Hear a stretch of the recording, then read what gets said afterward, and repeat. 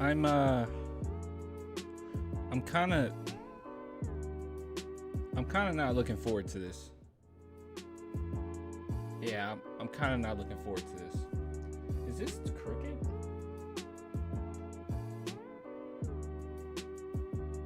Cricket.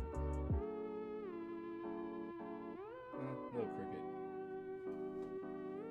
Little cricket. All right. Oh, I'm not looking forward to this. This is going to be a sight to see, to say the least. All right. Let me go ahead and get my stuff up. This isn't going to be fun. This will not be fun whatsoever. All right, let me make sure the stream is going okay. Let's do a double take. What is up, Brady? Can you hear me okay? Can you hear me okay? That is the question, my good sir. All right, let me click on me and let me see if me can hear me. All right, me can't hear me. All right, good. Music a little loud. I'm gonna turn that down just a little bit. There we go. All right, guys. This is gonna be something. This is gonna be something. All right. Let me make sure peeps know. You know what? I don't even think I'm gonna tell people on live. I don't care. I really don't care. I really don't care.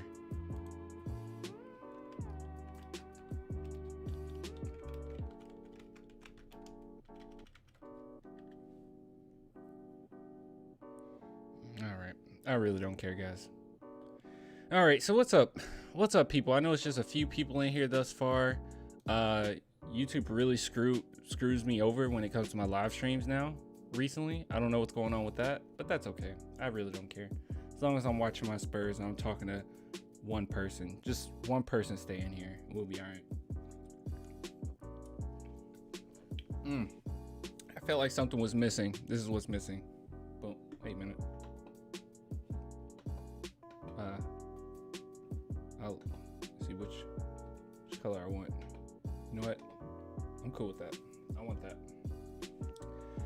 Yep, that's what I want. That's what I want. All right. So let's look at this matchup. I don't see how we can get out of this game, if I'm being completely real. But let's go ahead and look at the lineups. Let me make sure my stuff is up. Here we go. All right. Just so I'm not missing any of the game. All right, game be starting soon. And as you can see here, there we go. Chris Paul. Oh God. All right. Well, Chris Paul's playing, Devin Booker's playing. They're completely healthy, basically, except for Sarge. You know, Sarge. And yeah, we're basically all healthy as well. All right, game is on. Game is on. Also, let me do the score. Ooh.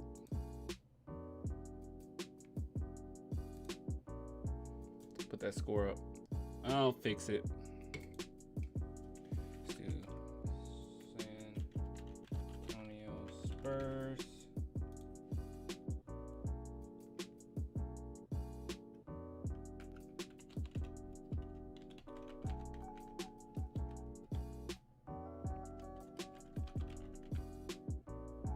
All right, there we go.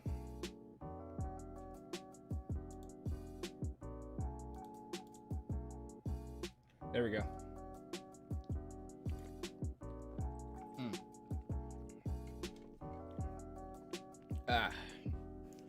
What's that? It's pretty obvious that I have an unhealthy relationship with other Spurs fans from Spurs fan pages. Our relationship took a turn for the worse after Duncan retired and after Kawhi got hurt in 2017. What do you mean by you have an unhealthy relationship with other Spurs fans? You see the team, like, I don't know. Sometimes I feel like I'm beefing with Spurs fans too. I can tell you why. People just get overly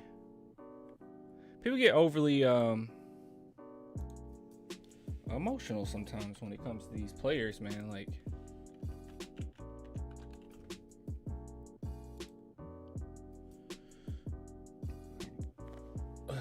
good shot by DJ. All right, let me get this situated. Let me ask you something, Courtney, and I guess it'd be for Brady too. Did you get any type of notification that this stream went live? I don't feel like anything's going out anymore.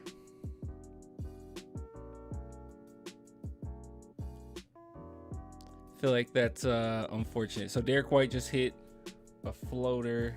Let me keep up with this. There we go.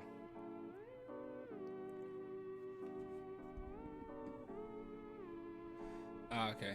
What I mean is that I hate that we are not a title contender anymore, and I have disagreements with other fans. I mean, I have disagreements all the time with Spurs fans. Like, literally all the time. I don't know. My take on it is sometimes I think fans want two contradicting things at the same time. You know what I mean? I think that's my thing. I don't try to strawman anybody, but it literally does feel like the entire, like, it will be the same person that says this. They will criticize the Spurs for not playing Primo and like giving Primo minutes in the G League, but then simultaneously want us to tank. It's like, are we, like, you want to just give him the minutes? So, like, I don't know. I think that right now, like, what the Spurs are doing is a tryout season, you know? And I still do believe, I hold out hope that Primo will be eventually in the NBA. When you play at a certain level in the G League, and if you continue to do that same level in the G League, they eventually just bring you in. Like, there is no more, you know, you have to surpass the G League, so to speak, for you to get, you know. Oh my God. When did Keita start playing all of a sudden? I just realized he was in the starting lineup. That's weird, isn't it? Why is Bates Diop in here? That's weird. People tell me that I overreact. Maybe I was overwhelmed by our situation with Zaza, hurt Kawhi. I was never the same after that. I mean, I don't know.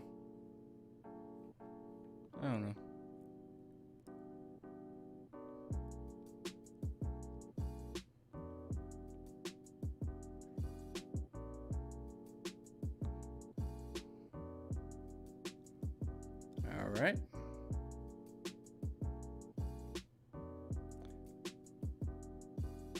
Yeah, Devin Booker and friends. Why not, man?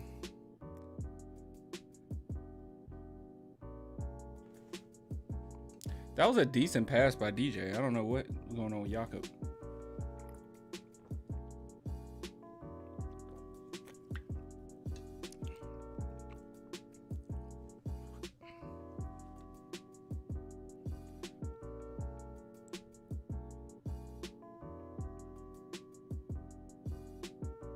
God, dude, we literally have no one to go to. Literally. Good job, Base D up. But, oh my gosh. What's that? I'm a Spurs fan and Zaza fan at the same... What? Why are you a... I'm not like... I mean, you can be both things, okay? I'm not saying, like, you have to be one or the other, but, like, what's there about Zaza that makes you a fan of his? Like, I genuinely don't even think Zaza's a good basketball player. Oh, grew up watching him play with Georgian national team. I'm from Georgia. Ah, okay. Okay. That's fair. I don't even think he's a good basketball player. That's why I'm confused. Like, I mean, saying you're a Zaza fan, I mean, you might as well be a James Harden fan. That guy can't play basketball either. Come on, Spurs, snap the streak like Undertaker's WrestleMania streak being snapped by Brock Lesnar. You know, I really want to get back into watching wrestling. Like I used to watch it all the time, WWE. I'm actually getting back into getting into AEW because I heard it's better than WWE. I tried to get back on WWE and I was like, bro, what is this? Like, it seems so like cookie cutter now. I didn't even know what I was watching. I was like, this, I don't remember it being like this. I was like, I know I did not outgrow wrestling to this degree. Like, there's no way. I like silly stuff too. There's no way I outgrew it to that degree. You know? I don't know. In a way, I'm glad most of our games are not being televised this year because I don't want to see our beloved Spurs get humiliated like this. Trust me, no one even wants to, like, other fans, not even us, wouldn't want to see that. No one wants to watch that. You know what? I'm gonna be honest with you guys. I was expecting, this is what I'm gonna first off, I'm gonna tell you one thing that's negative right now about the team, and then I'm gonna tell you what my thoughts are going forward as far as this channel. Okay, still talking about Spurs obviously, but something key. Number one, I thought this team would be way more fun to watch. Way more fun. Actually, hold on, let me fix something. Here we go. Yeah, I thought we would be way more fun to watch, and that is not the case whatsoever. And I don't mean to be like a negative Nancy about it and be like, oh, we're trash to look at, but we're not, to me, in my opinion, as far as just like someone who likes basketball, I don't think we played that, like, our offense is not that entertaining to watch. It's just not. I had a lot more fun watching the Spurs when we had all those old men on the roster, you know? Like Antonio McDyess, right? Like, we were playing good basketball. Now it's just like there's no plays being drawn up, and I understand why. Like, it's a reason why Popovich is going in that direction, right? And you really are just kind of leaving it up to, okay, make the right reads, and we can make a thorough evaluation on who we want on the team and who we, you know, can go without. And I agree with that.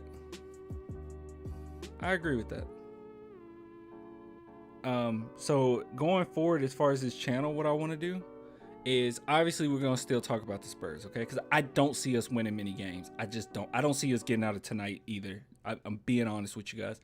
But what I do see is by the end of the season, us having a potential good draft pick.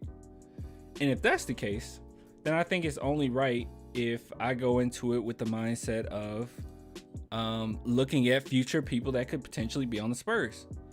Okay, so that's the direction that I want to go with. I want to talk a little bit more about some people that we can get or we can grab, maybe like top 10 draft prospects that are top 20 possibly that we're going to eventually get, and talk about each one of them and, you know, why I think it's a good idea or bad idea. And I'll tell you right now, I do admire the Spurs, and I don't think that we're not a good team. Okay, I really do mean that. But I will say this: I think that we've played with a lot of heart. What website are you streaming the game on? You can actually go to the Discord link in the description. Go to the Discord, join people in there. Like, we got about 400 people in there, so you can add yourself to there. Good people, and they'll give you some links. Usually they drop links in there, so you can join the Discord. Cody says, where's Swish Hill? I don't know where Swish Hill is. You want me to ask him? I can ask him. Hold on. I'll text him. Clan, do you have a code for discounted tickets? Yeah. You see the top right here? Maybe I should make that more visual. Hold on. Let's make it look good. Yeah, it's Spurs Dynasty at SeatGeek. You get $20 off. Hold on, I'll fix it so you can see it. Let's go to properties. Just make it white. We're just gonna make it white, guys. There we go. Done. There we go. I think that's pretty good. I'll make this one white as well.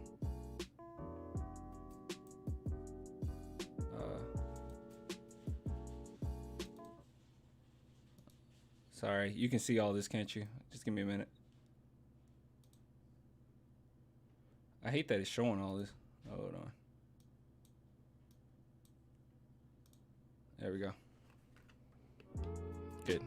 Fixed it. There you go. Yeah, I think that looks better.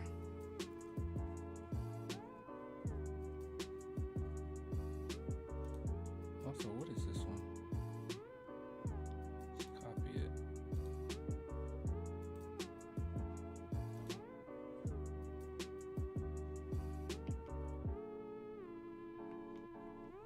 I hate that it does that. It's weird. Strange.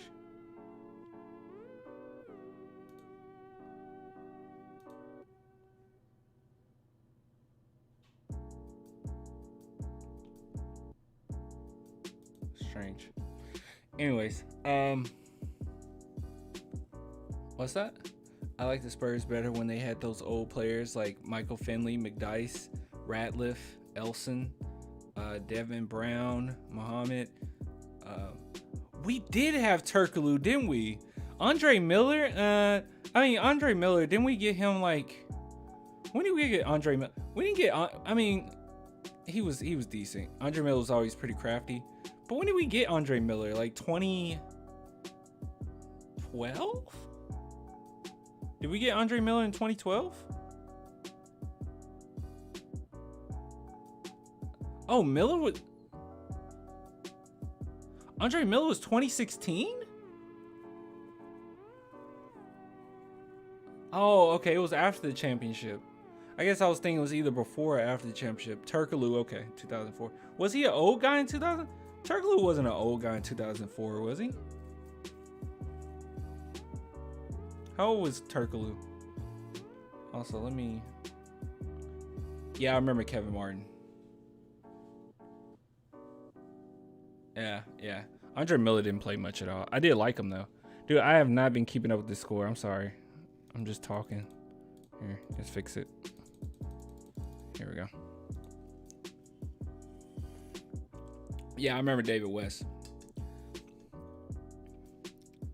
Oh, I forgot to text. Here, I'll text him now. That's where Swiss Shield it.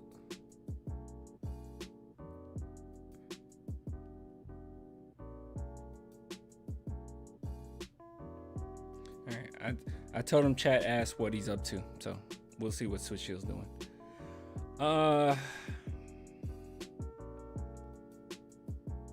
Spurs held players only meeting. Thoughts? They did? Can you where'd you see that at? I don't know why I missed that. That's something to talk about, huh? Makes sense. But I mean, then again, it's like, look, guys, you're just not talented enough. I mean, that's good though. I mean, Spurs have players only meetings are usually a pretty decent thing.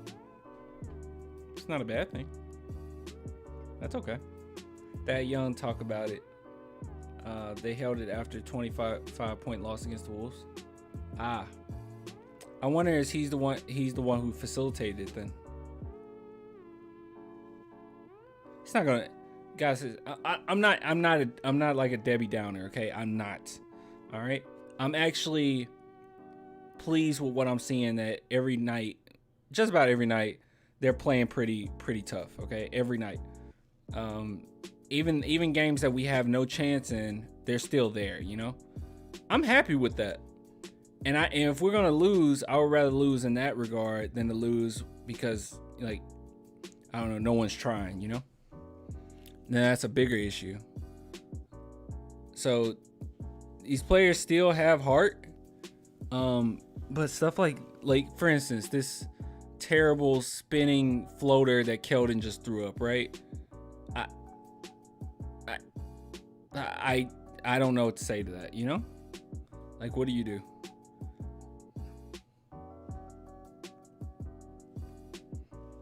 Redeemed himself with that, but God, that other shot was Dreadful. That young. Wait. No one said it's going to be easy on the road to rebuild. No such thing as moral victories as well. Yeah.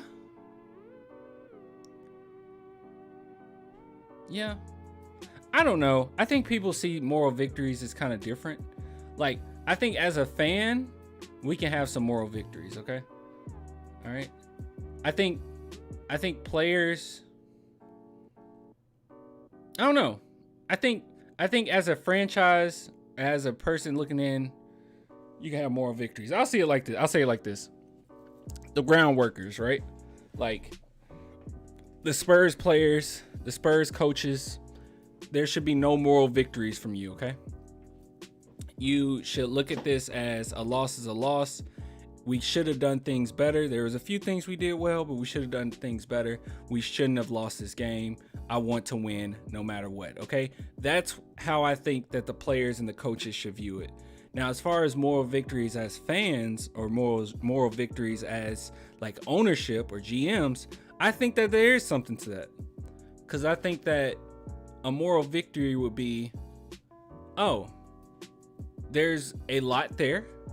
And as far as making decisions, as far as the front office, like who's going to stay, who's going to go, I think moral victories are important. It's important to see that these guys, or this player in particular, was engaged in these big games, even though we lost. That's moral victory. You see what you got, you know? As a fan, I think we can have some moral victories where we're saying, hey, you know, this is pretty good groundwork for something better later on.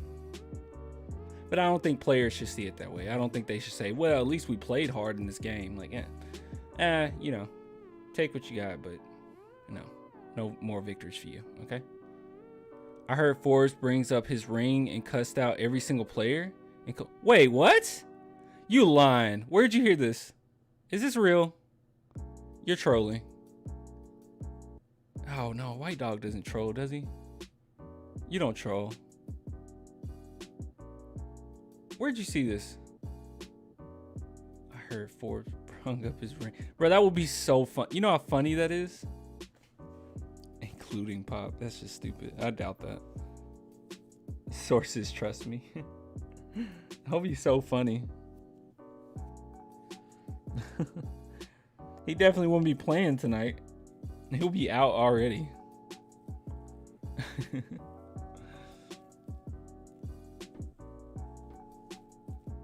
That would be funny though. But yeah, I highly doubt that's a thing. I'm rooting for the Spurs to tank. I've been a Spurs since 1990. I remember when David Robinson got hurt and we got Tim Duncan. That changed our organization forever. Crossing my fingers. What if I told you, David, that guy that's going to change our franchise around is already on the roster and all we really need is just a few more pieces? What if we already drafted our Duncan? All right. Something to think about. Primo looks pretty good. I'm not going to lie to you guys. His mannerisms, the way he approached the game, he's it's something about him. And even nights where he doesn't play as well, he finds other ways to impact the game. You know, I was talking about I wasn't talking about that. I was thinking about this earlier, okay? Because I have no friends and this is what I think about. So I was thinking about statistics, right? I was thinking about players and like our perspective of players. And I think that sometimes us as fans, we might put a little bit too much of an emphasis on statistics sometimes. Not to say they're not important, but for instance, wouldn't it be a little foolish? Like, let's just be honest, like on this team right now, right? Like DeJounte Murray, for instance, is like killing it statistically. But like, none of us would ever say that like DeJounte is a better player than Manu Ginobili, right? But Manu Ginobili's statistics aren't something to get overly excited about. You know? I don't know. I think we just put too much. I mean, sometimes it is just the eye test or like I don't know, moments, you know, what they did when it was high stressful situations. Manu Ginobili could put 6 assists up in a game, and it is more impressive than some players putting up 10. It's like he's literally breaking down the defense. Okay, I'm sorry. Let me read this. I've thought about that and think Primo's a stud. I just want another stud to pair with Primo, and I don't think we have that right now. We don't. And I completely agree with you. Yeah, that's my thoughts as well. I think Primo is a centerpiece, and I think that as time goes on, hopefully he will pan out to be a guy that can be the starter for the team. But I completely agree with you. Like, right now, as it stands, there's no one on this team where I say, oh, yeah, that's a dynamic duo, right? None. I think you're going to have to draft it. And preferably probably a big man that can kind of be that 1-2 punch, you know? That was a really great pass by Bryn Forbes, by the way. That was a great pass by Bryn Forbes. Yeah, for sure. Who's the guy from Auburn? You know what, guys? Hold on, they got 2 more points. I'm gonna go ahead and give Jakob these 2 because I think he's gonna make these free throws. So I gave him these 2 points. Never mind. All right, so guys, give me some names because here's the thing. Oh, by the way, Switch Hill messaged me. He said he's about to eat dinner. So if you guys want to know, he's eating dinner. Okay, Switch Hill's eating dinner. Do you guys want to know what Switch Hill's having for dinner? Perhaps? I'm going to ask Switch Hill what he's having for dinner.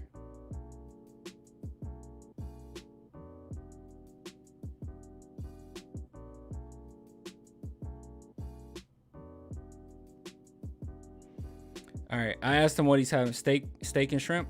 We're on a CCB. I'm waiting for his reply. That would be a nice dinner. I'm going to make a wild guess and say that he's having chicken nuggies. So I'm going with chicken nuggies. CB's going with steak and shrimp. Anybody else want to put down their bets for what Switch Hill is having for dinner? He has not messaged me back yet, so it looks like we have a little time as he's eating his chicken nuggies. I think he's having chicken nuggies. You guys can drop what you think in the chat of what Switch Hill is having for dinner. Chicken tenders. Okay, we got chicken tenders. So we got steak and shrimp, chicken tenders. I put down chicken nuggies.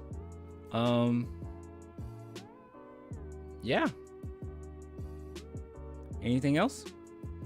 Oh, Jabari Smith. Okay, let me write him down.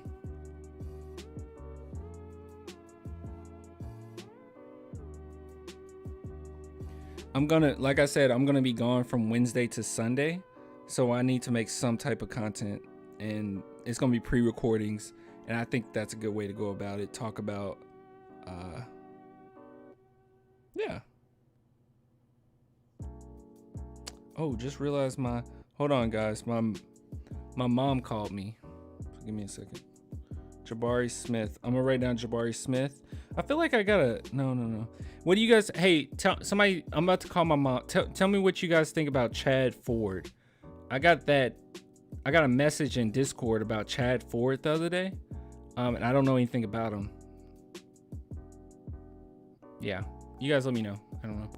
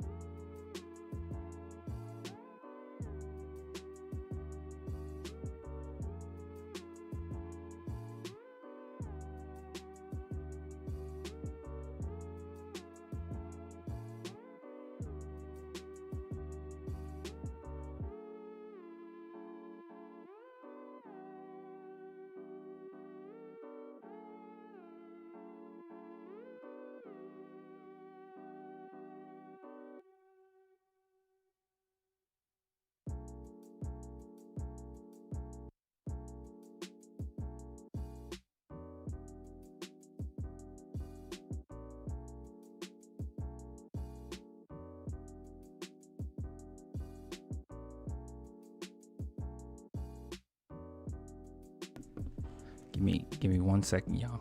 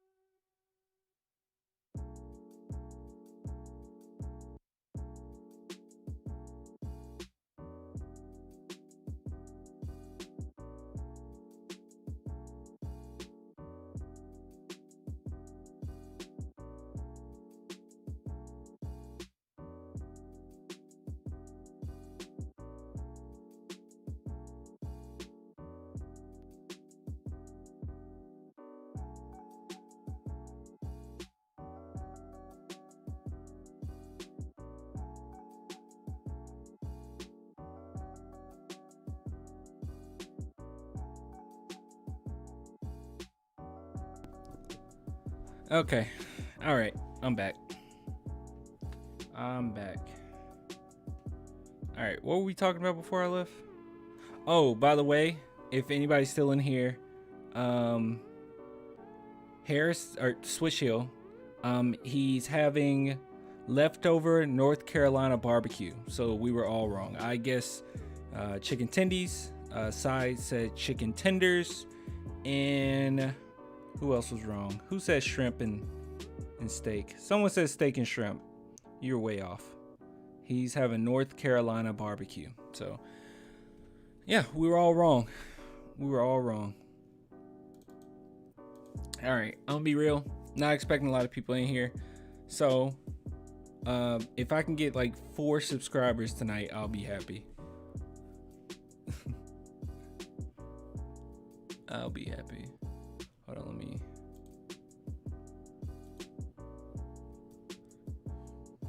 All right.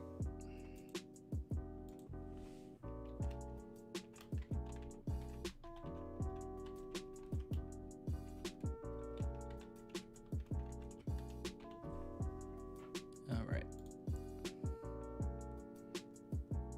There we go. That's all I want.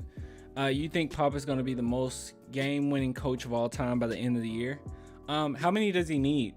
Crispin. Do you know how much he needs? How many wins does he need? He needs like 20. Is it 22? 21 more wins? I think.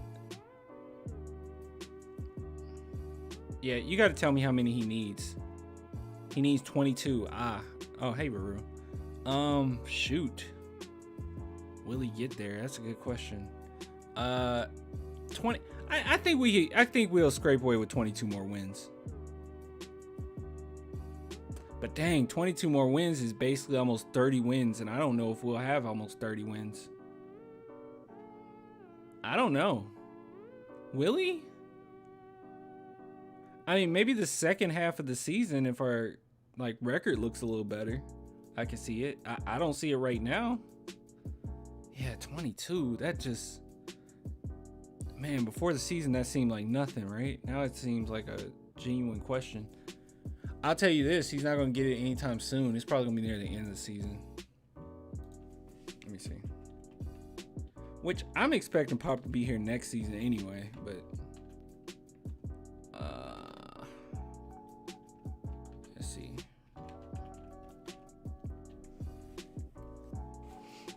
Let's see. All right. Let's see, just from what, because is everything announced already? Yeah, everything is already announced, huh? All right, let's see if we can do it. Let's see if I can come up with 22. Good Lord. All right, no here. No here. For some reason, the Hawks always have our number. Maybe the Celtics. So I'm going to do 1. Wizards. I don't know. How well are the Wizards doing right now? How well are the Wizards doing? Okay, they've been winning more than they've been losing. Well, I don't know. What's their standing? They're 3rd in the East. Oh God. Okay. All right. I'm gonna say yes versus the Celtics. So 1. I don't think we'll be able to stop CJ McCollum. 2. 3. 4. 5. 6. Maybe. Yeah, I was right. So we're 6. Miami probably not. 7. I think we beat them twice. 8. 9. 10. 11. Well, I don't know if we can beat them. No. I think we're gonna want to come back from that last time. 11. 12. I think we'll beat the Grizzlies at home. So where am I? 13. No. 14, 15, 16, 17, 18, 19. Wait, maybe so. Hold on. 20. No, I don't think we beat the Pacers actually. 20, maybe. 21. Dude, I'm literally lining up with 22. No, we'll beat the Trailblazers once. I'm gonna say 22 with the Trailblazers, and maybe 23, maybe against the Mavs. Yeah. Okay. Yeah. I think it's gonna come down to the end of the season. I think we'll 23. I got 23. I think that was an unbiased 23 too. We down bad. We just don't have enough talent. That'd be kind of cool though. Like if Pop gets it like near the end of the season, that would be pretty epic. I'm over our entire system and lineups. Honestly, our system isn't really being systematic. Like we don't really have a system right now. It's just kind of like go out there, play free for all kind of offense. Like I don't know. Let's see. Clan, realistically, we could not win any more games this season. None?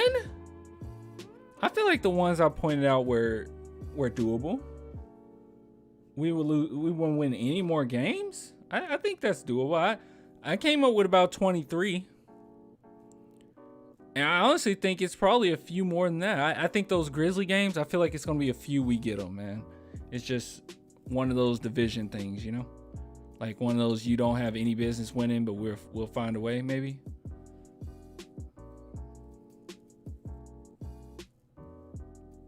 $23 wins could mean a top 10 pick. 23 more wins. Let me start. Sorry guys, I'm like way behind on the counter. I was on the phone. There we go. All right.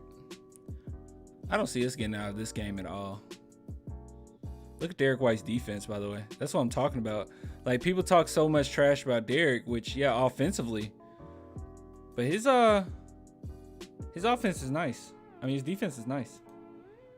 Good shot by Trey Jones, by the way. One thing I do admire about the Spurs, though, is they usually don't lay back. Like, the Wolves win at our necks, okay? But for the most part, the Spurs kind of go at your neck every night. They don't make it easy for you, okay? I think these teams come in thinking that they're just going to destroy us, and we never make it easy. They're going to give the effort, and they will lose 75% of the games. Tough, yeah. You know, effort can only get you so far. We can't shoot, and we can't stop them from shooting. Yeah. We have a system predicated on defense with very few high IQ defenders. I just don't think they're that good. I mean, you're talking about high IQ defenders. I mean, how many high IQ defenders do we have? I mean, Derek White, DeJounte. Vassell is a really good defender. I would say Keldon's a good defender. I wouldn't say high basketball IQ defender. Jakob is a fine defender, I think.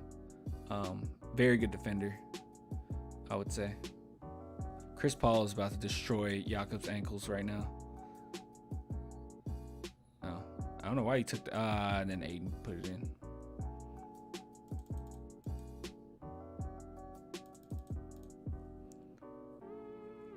I can take road L's, but come on, you got to win at home. At Ruru, it doesn't matter. Like, it's just not enough talent. That's all. But you know what? We're going to suffer together, okay?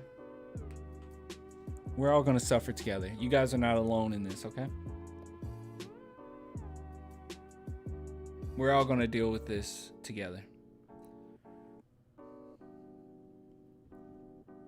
We have 3 high IQ defenders, DJ, Derek, and Yak. Oh, okay, yeah, that's what I said. Yeah. Everyone outside of that is like, Devin Vassell, maybe Devin Vassell high IQ. Maybe, possibly. Hey, I was thinking about this, guys. Let me know what you think. I'm going live tomorrow. And I was thinking about going ahead and doing the giveaway for tomorrow. Because if I didn't, the giveaway would have to be next Sunday, and I'll be coming back next Sunday. And that just might be kind of tough. So yeah, I was thinking about having the giveaway tomorrow. You guys okay with that? I was gonna come on around 6 Central, talk for a little bit.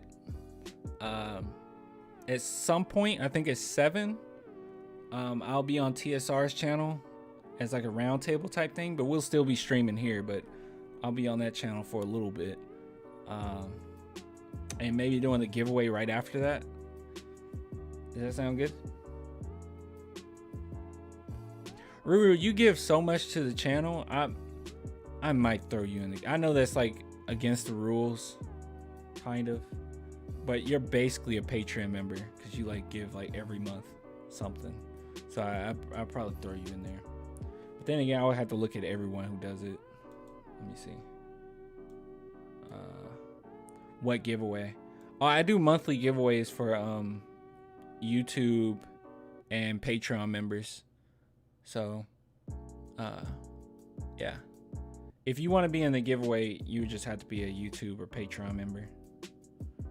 The only reason why I'm thinking about the exception for Ruru is because she I mean, it's like clockwork with her. Like every month, literally, it's her giving something to the channel.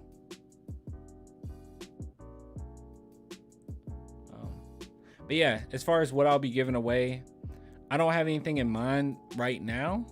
But more than likely, it'll be like an Amazon gift card or, yeah. Yeah. I know. Yeah. What's the prize? Yeah. I mean, last month the first month we ever did a giveaway, I gave away 2K. Okay. That was a big one.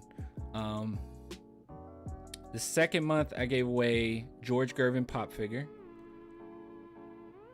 And this month I'm thinking about a replica ring. I'm not sure. I haven't really thought about it yet. Because it wouldn't be sent out, especially since it's the early one, because that's the thing. Like usually I do it on the last weekend of every month.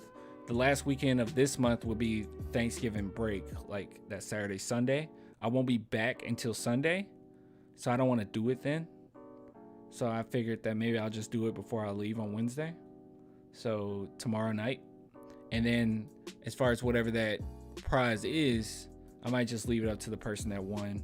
More than likely it'll be 20. How about we just do this? Let's just say $20 Amazon gift card. How about that? We'll say that right now. You ship outside the US. Look, if you're a YouTube or Patreon member, we'll figure it out. If you're outside the US, I think it's probably best to say I just give you an Amazon gift card. I think that's the most fair way to go about it. Yeah. So yes, the answer is yes. And then whatever you want, most of the stuff I get from Amazon anyway, you can just get it on Amazon if you wanted it. Like that pop figure, for instance, I think it was only like $10. I think 10, 15, maybe. I don't know.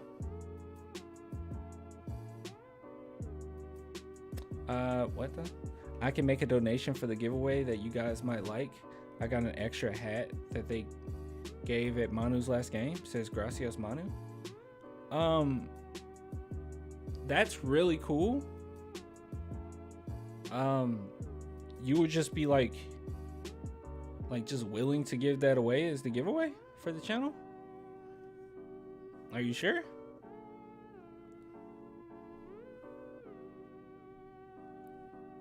But how would we go about that? Because I wouldn't want to give you like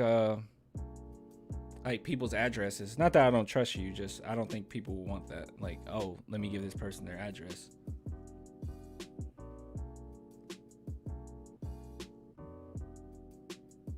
Nah, don't worry about it. I think it's best. I think it's best just not to do that. Yeah, I think it's best just not to do it. Thank you though. And like I said, if anybody becomes a YouTube Patreon member, you're in it. And it's only, guys, it's not a lot.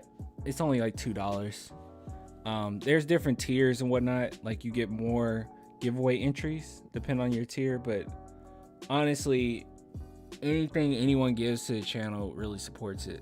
So I didn't want to like go all out and be like, the lowest thing is $5, but like I know some people can't give much, but they still want to support in some way. So it's like $2. The more the merrier for me. Okay, I want to be able to have this channel grow even more. Unfortunately, the way the setup is right now, this is kind of like as good as it's gonna get as far as where I'm living right now. Like I literally wouldn't be able to move this anywhere. Like this is the only space in the apartment I could put it. Other than that though, like I do want to get a new mic eventually. I think that'll help out content, just a little more crispy. When I do parodies and stuff, it'll sound better. I'm also thinking about a camera, even though this camera is perfectly fine right now. But sometime down the line, just making things a little crispier. But yeah. any way I can do like to support the channel, that's what I'm gonna do. Down this, guys, we suck. Okay, CB, we know 1-8 from our starting unit. That's inexcusable. Not to mention DeJounte is 2 for 10. I know.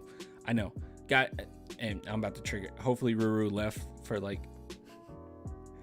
Hopefully Ruru left to get some tea or something, but DJ isn't a star.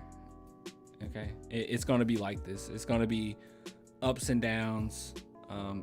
I said this before. I don't think now. I believe before the season started, but I said that I kept this caveat. Potential. I always said we have potential, but I've said this continuously. If someone on this roster can't average 20 points, we're done. Like, and I don't think DeJounte is our best player. I don't think he can average 20 points. I just don't think he can. I don't think he will. It's a lot to average. Like, even if I think of DeMar DeRozan, right?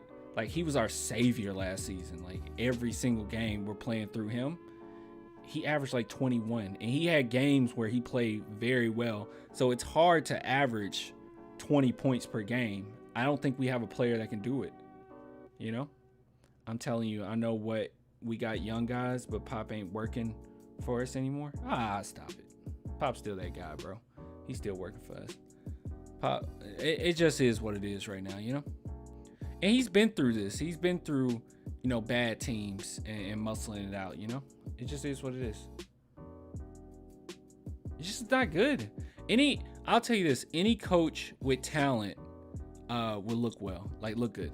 We're just not that good. We just don't have the talent. I mean, I know people want to make like the argument that Pop lost a step or Pop. No. I mean, even if you go back to the Olympics, Pop got that team together. They were talented. Pop still got it. He can still coach his butt off. I mean, he's not a dude that throughout his tenure as a coach, it's gotten old or like he's just done the exact same thing. No, he's always adjusted to what his team is. Whatever his team is the adjustment he makes. It's not normal to win 50 plus games for that long length of time. And we can say all of it's because of Tim Duncan, but I think that would be disingenuous. As far as some of the people that Popovich brought on the team, as far as the system and how it's set up, building around Tim Duncan, that was Pop. Our style of play, going from playing, you know, big man ball to being one of the first teams to do volume 3-point shooting. That's Pop. So he's always adjusted. The only difference now is that we don't have talent. People say that things went downhill after Duncan. Things went downhill after Kawhi left because we didn't have the talent. But when Kawhi was here and Pop was playing, because Pop changed what we did again. He played through Kawhi. We got to the Western Conference Finals. So like, he hasn't lost a step. It's just he don't have coaching. That's it. No, that's not true. It just seems like the players aren't responding to Pop. That's why my 2 cents in for the day. I don't see that at all. The team is still playing as hard as they ever played. They're still going out there competing. Most of these games we should lose by 40 and we don't. To me, that's responding to what Pop. I mean, I don't know what responding to Pop would look like at this point. Like, would we have a better record if everyone responded to Pop? Was it just the effort that wasn't there? And why we've been losing? No, we've been losing because the talent isn't there. That's it. There's nothing else. How y'all keep saying we don't have nobody that can average 20 and DJ average 18 and not trying? If he gets more touches, he could pass up easy shots all the time for the. Oh my God, he can't average. Okay, whatever. If it's just gonna always be like he could do it but he doesn't, I don't know what to tell you, bro. Whatever. I don't think he's capable.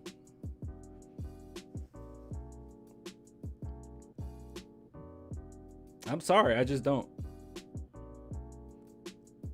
That's not me saying he's a bad player. It's just I think usually star players are the ones that can average 20 plus points. And the circumstances right now is It's a free-for-all. He could take those shots. What do you mean he's passing up easy? Why would you pass up easy shots? I disagree with passing up easy shots for the betterment. No, you don't pass up easy shots in any regard. That's like, it's like I can't win with that argument. If your argument is DJ can average it, he's just choosing not to, then I don't know. Okay. I mean, I don't know what to tell you. He's making good reads, but you're saying he's passing up easy shots for the... I don't see how passing up easy shots for the betterment of the team is helpful. Y'all say Primo is stud and he's not playing. I think most people agree that Primo has a shooting off the dribble ability that surpasses a lot of the players on our team right now. Like you can blatantly see the potential with Primo. I would disagree with anyone that says Primo comes in and all of a sudden we win games, or Primo comes in and he averages 20 points. Obviously, I think that would be silly. I wouldn't make that argument, but I would say that talent-wise, Primo is better. Yes. Ginobili could have averaged 20. Why he didn't more? Because of the offense. Yeah, but Ginobili's offense is way better than our offense. Ginobili literally had Tim Duncan starting with Tony Parker starting ahead of him. Who's the best player? Who's the best player on the Ginobili teams? Tim Duncan. Who's the best player on our team right now? DeJounte Murray. There's no excuse. If it was only Manu Ginobili, and Manu Ginobili was the only star of our team, okay? He was the only star of our team, and everyone else, or he was the best player on the team, and everyone else was, let's say, injured, it will be a totally different story. If you recall when Tony Parker got injured in guys, can you, was it 20? When did Tony Parker get injured that year? 2011? I think he got injured 2011. Like, Manu Ginobili played like a monster that season, like a monster. So circumstances do matter. Not 20. I don't mean that year. No, when he got injured before that, Tony Parker been injured quite a bit. You know, but that's not my point. DeJounte Murray right now, he's on a team where he is the main like star of the team. There is no excuse for, like, if he can average 20, he will do it. I don't think he's capable of doing it. I think he's too. And just like everybody else on the team, I think the team is just too inconsistent. I don't think there's one star on the team. I don't think anyone can average 20 points. If at the end of the season he averaged 20, I'll be like, okay, he averaged 20. But when I say he can't average 20, and then your response is, oh, he's not averaging 20 because he doesn't want to, okay, dude, whatever. That's just everybody then. And yes, Manu Ginobili could have averaged over 20 points. We know this. It's very well known that Manu was a star that was just so happened to coming off the bench. Okay, he proved that throughout his career. I don't think anyone on our team right now proved that anyone is a star that just so happened to be in circumstances where they can't be a star. You know, I don't see that. Y'all know Pap have control. Stop it. I don't know what you want, man. If Manu is the best player on the team, just look at Luka Doncic. Wait, I don't know what Skater meant by that. I'm sorry. I think I went on kind of a rant. Yeah. And let's not act like the G League doesn't matter, you know? Best version of Manu was 2005 and 2006. Facts. I actually agree with that. Yeah, 2005 Manu was a monster, wasn't he? I don't know, guys. I kind of prefer that 2011 Manu. I know he wasn't as athletic as like 2005 Manu, but I like the 2011 Manu because he had a few more years under him. His IQ was a little higher. I don't know, man. He was like in that sweet spot, you know? He wasn't quite in his prime, but he had the experience where it's like he might as well been in his prime. Like it was like what if Kobe never got hurt in 2013, right? Kobe in 2013 was a monster, bro, but he was nowhere near his prime. But he was a monster. Like, he was the most efficient Kobe from what I've seen in his career. Like, I know it was all on him, but that was like the most efficient. That was actually the only player that I feared by himself. Like, even though we had such a good team in 2013, I was scared of going against the Lakers. When Kobe got hurt, I didn't want him to get hurt, but when he got hurt, and then we faced the Lakers. I was like, whew, well, at least we don't have to deal with Kobe. Yeah. What are we talking about? Oh, Swish Hill's here. You believe Primo's tertiary scorer, then you got to realize he's not going to do a lot for this team right now. If you believe he's a primary, then you shouldn't be against reps as one in the G League. Yeah. My thing is Primo being in the G League is good for the team only because right now this team, we don't know who we're going to keep. Okay. We don't know who we want to have on the roster. We don't know who we want to play. We don't know the future of these guys. We don't know if Lonnie's a franchise player or a guy that you can keep around. We don't know if Keldon's a franchise player. We're pretty confident with what we got in DeJounte Murray, okay? And it's just a matter of where does he fit, or would you want to try to move him to get other pieces? Like, there's so many different questions right now as far as these young guys till it makes sense for the guy that you know about. We know that Primo's going to be that guy. Why take the minutes away from guys we're still trying to figure out where you guys fit? Go to the G League, do your thing, get better, communicate with grown men, okay? Put yourself in those positions where you do have to come back in certain games and roll with that. Like, I think Wee's camp looks amazing, and him and Primo are really kind of setting up some type of good duo between each other. Like, I think they play off each other very well. And that type of magic isn't going to happen if Primo's playing with us right now. It's just not. They're not going to be able to be on the court together like that. So let them build whatever they're building, you know, with the Austin Spurs. And right now, just figure out what we got with this squad right now. Okay? That's my thoughts. Primo's going to have plenty of time to play. I would even argue that Primo's going to play in the second half of the season. That's how far I would go with it. Why draft him if you're not going to play him? He's 18 years old. He's 18. This is okay. You know, Serge Ibaka even said that he wanted to go to the G League so he can get his feet under him. Like, it's okay. It's still you know, the G League is still competitive, right? I mean, I know it's not NBA talent necessarily, but you know the G League is like the next best thing, right? Like, the G League, in my opinion, Swishio, you can correct me. Swishio knows more about this than me. But in my opinion, I would say G League is preferable as, or like equivalent to going overseas. I could be wrong, okay? That could be like a crazy assumption to make. All right? Okay, now Europe is better. Okay. I digress. I'm sorry. You're probably right. I'm sorry. That was a bad take. How can the G League help us? How can the G League help us? I don't know. Players get better in the G League, and then they play for us, and then they play good, and then it helped us. I don't know what to tell you. Like, I don't know. And another thing about Manu Ginobili didn't play with us until he was like, what, like 24, right? Or am I wrong? Is my memory fooling me? I could have sworn Manu was like in his like mid 20s when he played with the Spurs for the first time, right?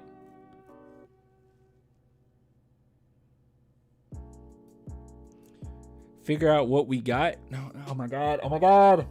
Yeah, figure out what we got. Yes. You don't think we're gonna win 22? So what? The next best thing, y'all running blind. What are you talking about?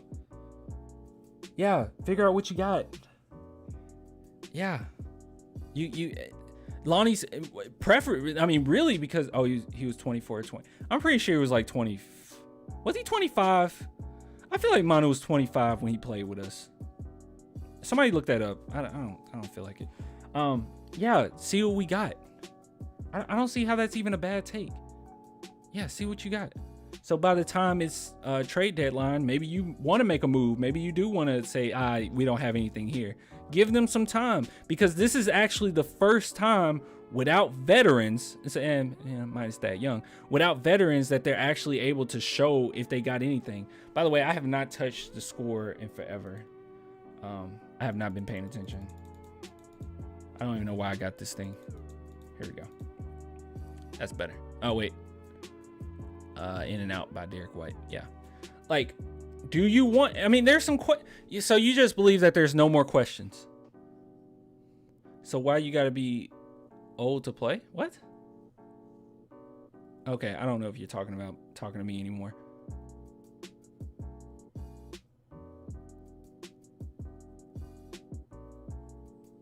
The 4-11 team doesn't have its lottery pick getting minutes makes no sense at all. It no sense. Like, it makes no sense at all. He was pretty old rookie. He entered the NBA at 25. Yeah, that's what I thought. So it was 25. I was mid-20s. Thanks, Huncho. Let me go to that. It does make sense. It makes total sense. Where we sit right now with Primo is you want to be able to give him. I think the Spurs really do believe in him, okay? And he's one guy that's kind of set in stone as far as what we're going to do, what we're going to be. This is the first year.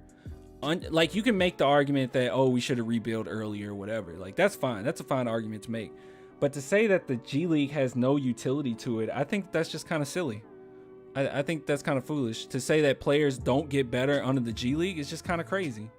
Players get better at the G League all the time. Like, Chris Middleton's from the G League. I know that, man, that's a long list of players that's from the G League. Like, you can't say the G League does nothing for players. And can I say something too? And I was talking to Switch Hill about this. Let's see. Successful G League players. Here we go.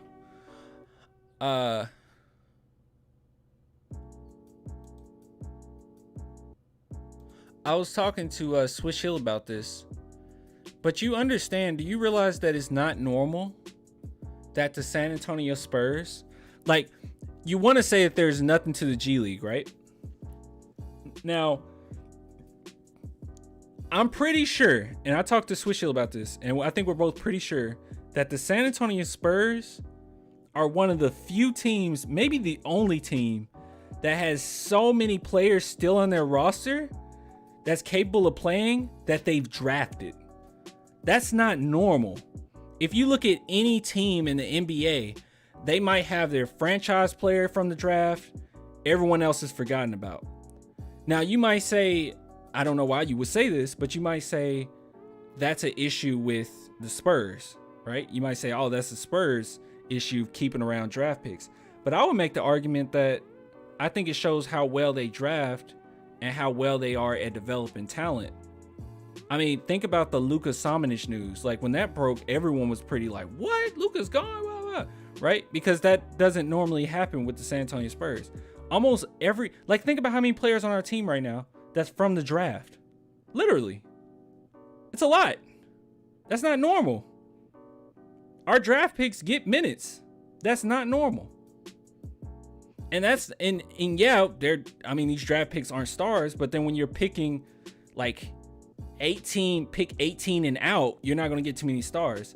Like, you look at Devin Vassell, he was a guy that was technically a lottery pick, right?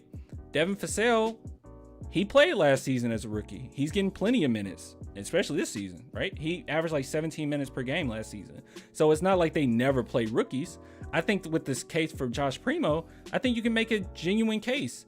They're really trying to figure out, are these draft picks that we developed, are they going to get any better this season? Is Lonnie worth bringing back? Are we better off just getting more draft picks? Like, I think that's genuine to see, to wait and see. And when you're on your own for the first time, these young guys on their own for the first time, it's going to take some time. And I think right now, even though we're losing, I think the front office likes what they see for the most part. Lonnie Walker is kind of a weird one, though. I don't know if you even bring him back. I mean, if you bring him back, it's not going to be for much. Thus far, how he's played, I don't think he's worth bringing back. Because they have mostly picked late in the first round of you getting top 15 pick. Those guys don't have to be shipped to Austin. I don't know what to tell you. I don't know. Where's Swish Hill at? Swish Hill, you want to talk? What's your thoughts on this? I feel like me and Switch Hill kind of think the same on this. If Josh Primo is in the G League again, then I will be upset. But for 1 year, come on, man, we've always done that. Yeah, we're not the only team that does that either, right? Like other teams have their players in the G League. First off, with the Josh Primo thing, you guys know that he wasn't even supposed to be a lottery pick. Can I say that? He wasn't supposed to be a lottery pick. Like, you're saying this almost as this Josh Primo definite lottery pick. No one was expecting him to go in the lottery. No one. Nobody. The reason why the Spurs did it is because they have really great foresight and they see him as being something special in the future. If it was up to the Spurs, they would have picked him later on.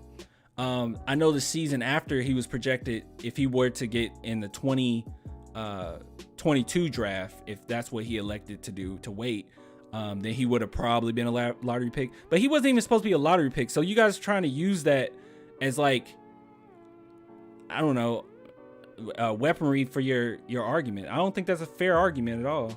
He wasn't even supposed to be a lottery pick. So, like, so what?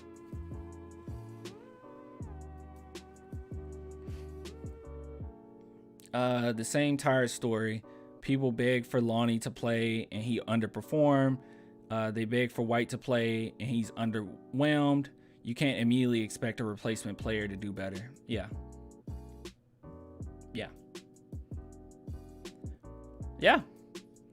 We begged for Lonnie. Look, man, look. The Spurs have done this for a very long time. Players that come out of the G League for the Spurs, they do okay. Now, this is the first time that we've had, like, high power talent because we've been losing so much, right? Like, you know, you don't get a Devin Vassell and a Primo. Well, you probably would have got a Primo. I think we were afraid of OKC grabbing them. That's why we did it. I don't know. Yeah, Corrupt, you can come in too, bro. You want to talk? I just don't, you know. So why do you draft him? Why do you draft him? I don't think the Spurs are expecting all of our guards to be here, okay? I think that's part of the reason you drafted him. Another reason is because you knew that you probably weren't going to be able to wait to get him. So you're like, crap, we got to go ahead and do this now. You really believe in him. You like his attitude. You think he fits the Spurs. I mean, there's plenty of reasons why you draft him. I don't think that them sending him to the G League and him getting like 30 minutes a game is hurting him much. I think that reps against professional talent is always good. So I don't know what to tell you. Room 1. Here, let me check.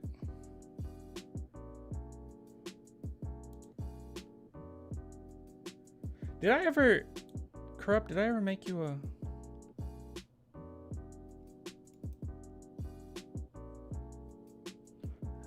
I need to change your...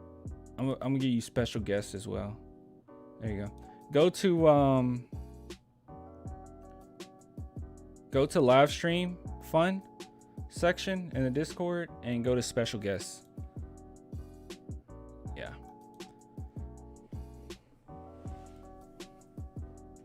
Oh, it was the Pacers that was gonna pick him at 13. Ah, okay. I thought it was OKC.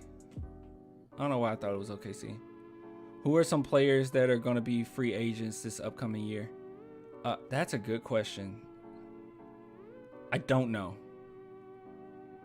Nor do I think any of them will really come to San Antonio. I mean, any good ones. Okay, OKC and Atlanta one. Got you. Makes sense. All right, let me see. I'm not even watching this game. He's in there. All right. We are wasting his years. We know, bro. He's literally 18, bro. Oh my god. We're wasting his years. Oh my goodness, bro. Oh my god. We're like 15 games in the season. Like, are you serious? We're wasting his years. It's been like 15 games, bro. It's been 15 games.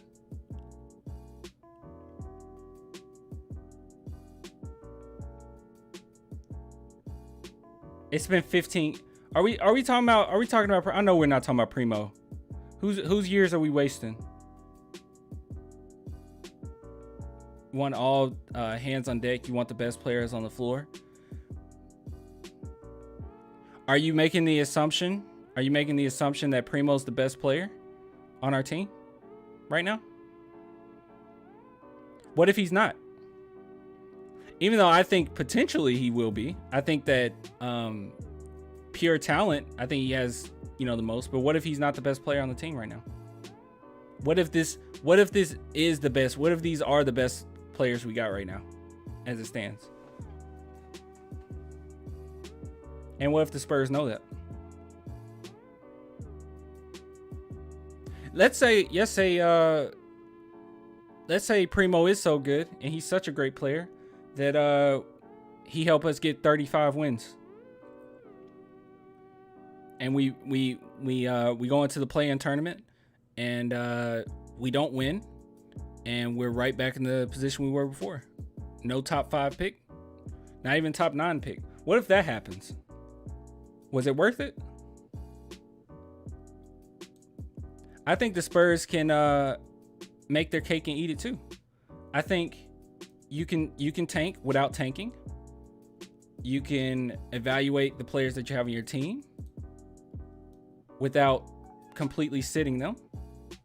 And I think you can allow Primo to get minutes all the while evaluating what you got. I think you get the best of both worlds, okay? I think we are Hannah Montana-ing it right now.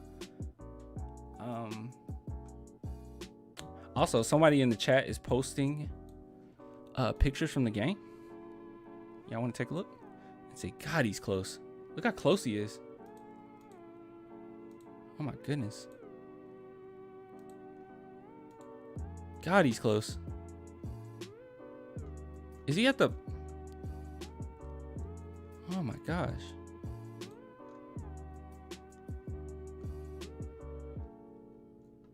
Oh my goodness, he is close. Look how close he is. Huh. Yeah, those are nice seats. It's pretty nice. If he averaged 20 next year, y'all will blame it on the G League. If he averaged 20 next year, we're gonna say he was a great player. And yeah, part of his development was going to the G League. Actually, you know what? Don't even put it on the fans. I'm pretty sure if you ask any player that's been to the G League and played in the NBA, that they would say that those reps really helped them. Actually, I mean, how about we just talk to a veteran like Serge Ibaka, who literally said that he's going to the G League because the G League helps. Any player that's been to the G League and now in the NBA will probably tell you the same story, that it helped them. It helps something. So Chris Middleton probably say that. Siakam will probably say that. Danny Green will probably say that. Rudy Gobert will probably say that. Yeah, and Jordan Clarkson will probably say that as well. All right, I'm coming corrupt. Hold on, Hold on. I need to mute my other stream. Okay. And hold on, I'm gonna turn you up. All right, say something. Test. Okay, good. Yeah, what's up, man? What's up?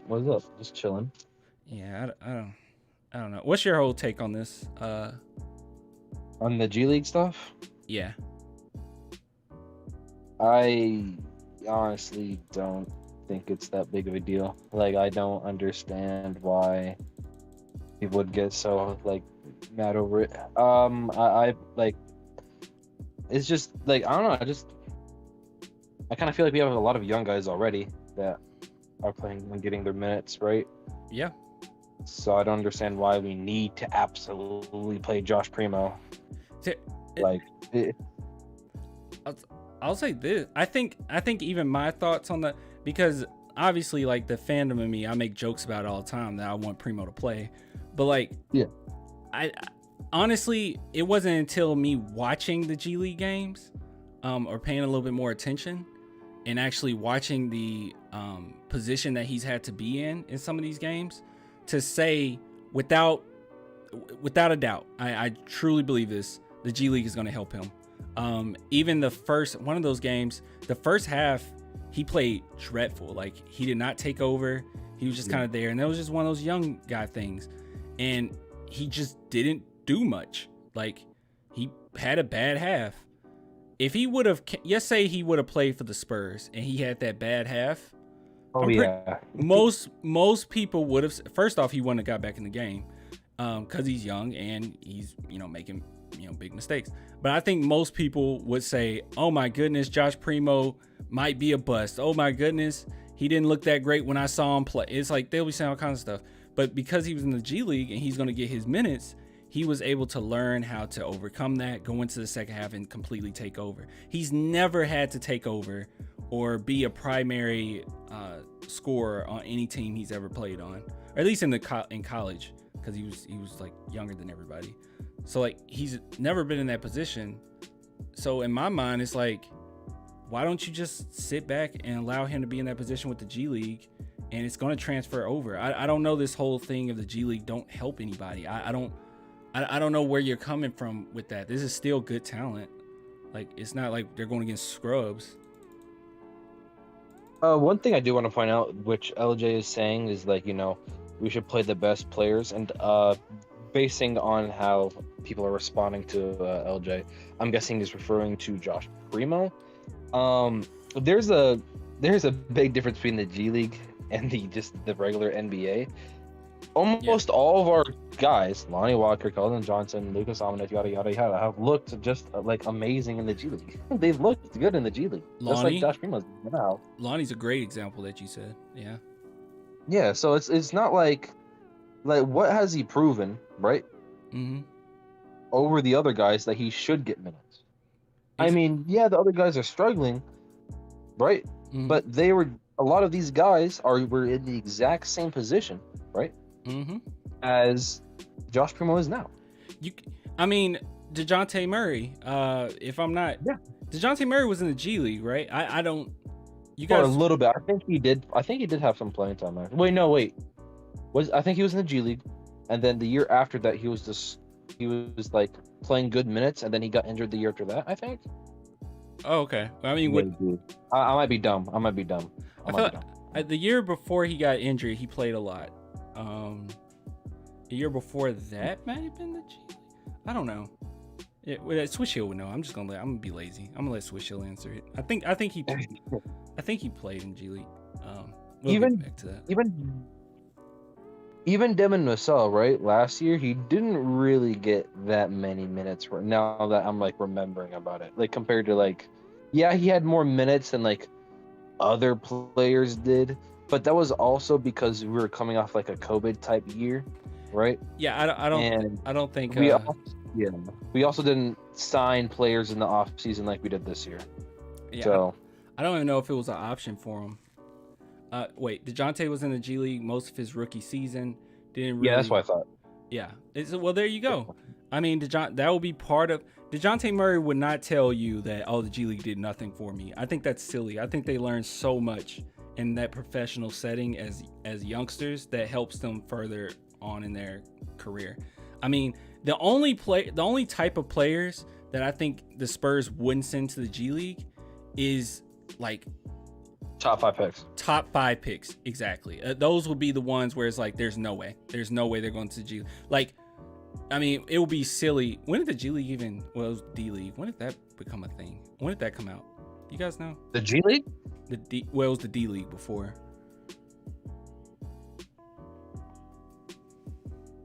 When was that? When did that get established? When did that become? I'm looking it up right now. All I'm saying is I don't. November 16th, 2001. Oh, okay. Yeah, can't really make that argument. We've been around for about 2 decades. Yeah, that's Wow. I was just gonna say that like there's no way you get a Tim Duncan and like Tim Duncan wouldn't have played or Pop would sit a Tim like no like if you top like you said top 5 picks they're gonna play. If they got a top 5 pick and they're like, you know what, we're sending you to the G League, I would be mad. pissed. That's when I'd be like, okay, come on, guys. Yeah. That's when I'd start being pissed. Yeah, that's when I'll be like, okay, what? Like we just got Zion and you're not gonna play him? Like that's where I'll be like, okay, that's silly. Like even our team right now, the only reason why I excuse it now is like, okay, these are all the young guys we wanted to see play. Okay, like pre-draft, almost everyone said all together that we wanted to see this group of players play. Now that we're seeing this group of players play and they're not that good, now we're all getting upset because even a younger guy isn't playing. Like Primo isn't going to come in here and save the day. Now I will say this. I think that by the second half of this is just my opinion. I think by the second half of the season, I feel like some people are going to be traded. That's just me. I just believe that. And I think that Primo will be back, in the NBA and probably get some minutes. But right now, I don't see any utility in playing him. If you guys want to say, what? Anyway, if you guys want to say that you want the Spurs to tank, then like, are you up? Like LJ, what's your take? Because LJ is like the main person. LJ and M-Easy. M-Easy hates me. I don't know what to mean. But LJ, what do you want from the Spurs right now? Like, you want us to like, what's your outcome? Like, what is it that you want right now? Because I want us to fight our butts off, and now I'm to the point where it's like I'm okay with a draft pick. Like I'm okay with it because this team, even if we get there, there's no competing. It's just not good enough. Everything that I held as far as Lonnie could be great, Vassell could take a huge step. None of that is going to happen. DeJounte is who I thought he was, a very good point guard. I expect DeJounte to put up these numbers. Lonnie isn't matching what I was hoping. Vassell, I think maybe it was just unrealistic on my part to expect him to take like a star like jump. So it was all just on my speculation part. But this team, they are who they are. I don't see them winning many games. So there's no point in me getting overly excited over it. I feel like I asked a question. What did I ask? LJ, yeah, what do you want?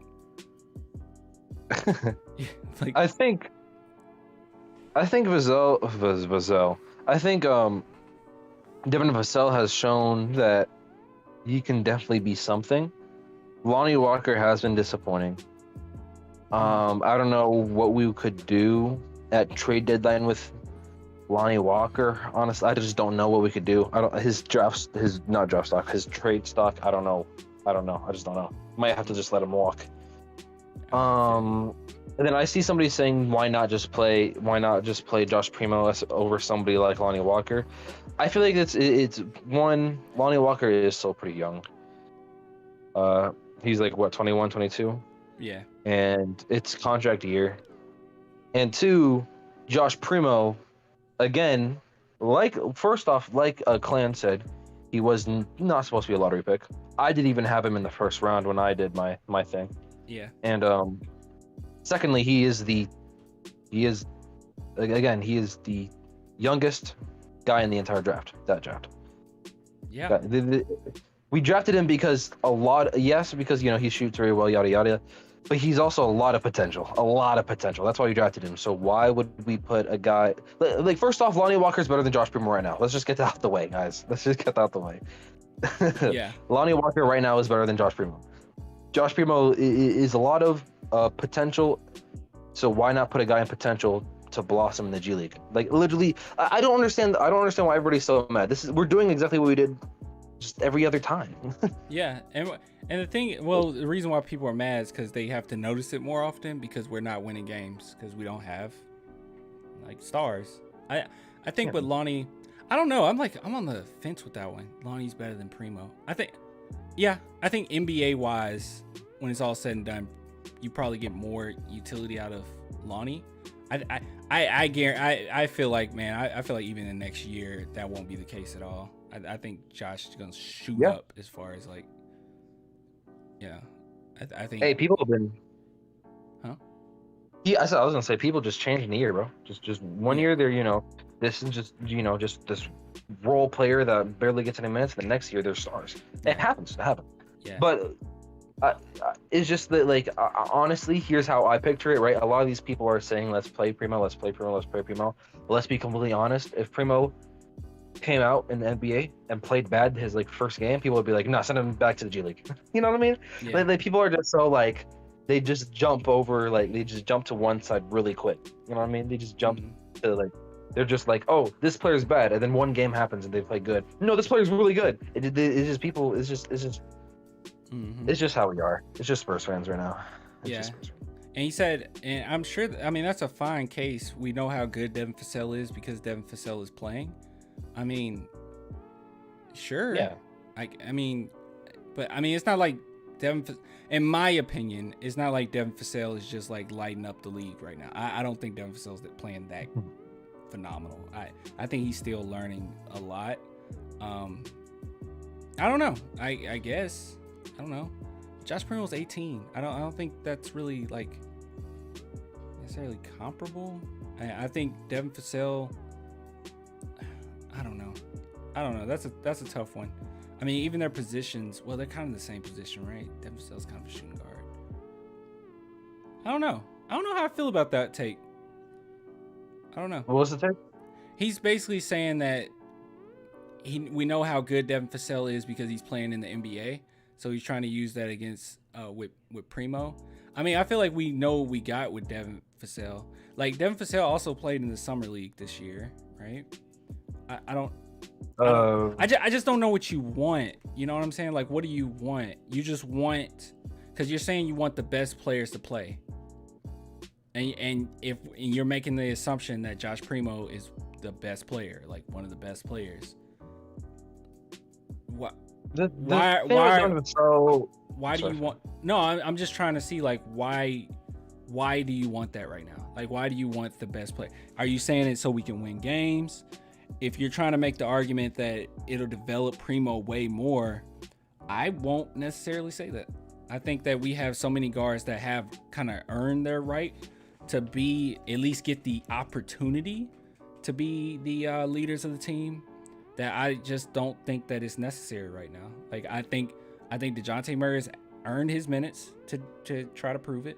I think Lonnie Walker has earned his minutes to try to prove it. I feel like Devin Vassell as well, somewhat. Who else? And Devin Vassell has been solid this entire time. I'll say he has. Yeah. Keldon as well. He just went to the Olympics. So yeah, I think all these players kind of earned their right to at least try to be the leaders of a team, at least attempt to, at least get themselves in that position. And I feel like Josh Primo has plenty of time to do that. But if you're saying that what will help develop him, I think helping develop him would be more so the G League right now. I think that's fine. I think that helped develop. LJ, I'm just trying to see, what do you want us to win? Like, you want us to win more games? LJ said, I think it's past, but I think he said I'm just saying that if we don't play him, right, we're like losing. Hold on, let me go to the comment. No, hold on, let me go to the comment. Okay. Y'all keep forgetting every year you don't play him, you lose a year.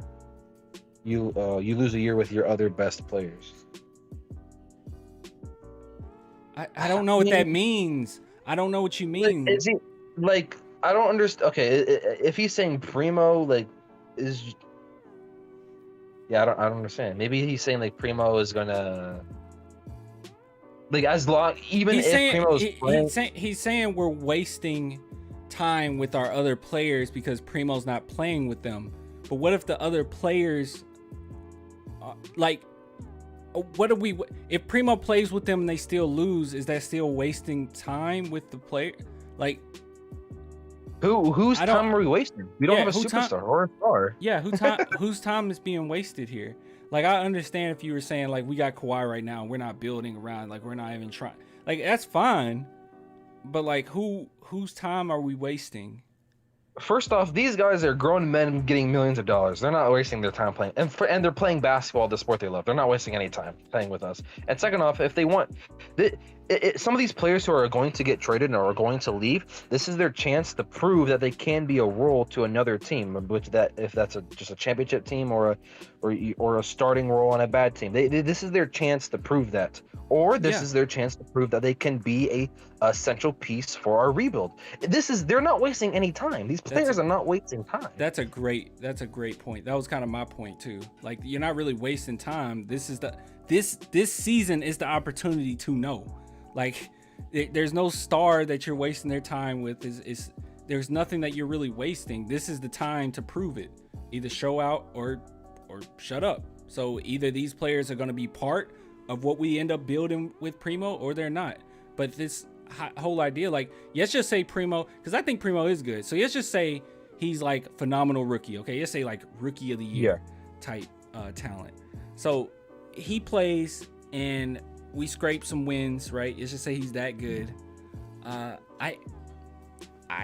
don't know. I don't know if these players still build with Primo. I don't know. I think that wouldn't help us in the long run if Primo is so phenomenal and we start winning games because of him. I don't think that really helps. And I'm usually for, like, you guys know, like, I'm usually for straight up, like, play your best players. No matter what, you play your best players.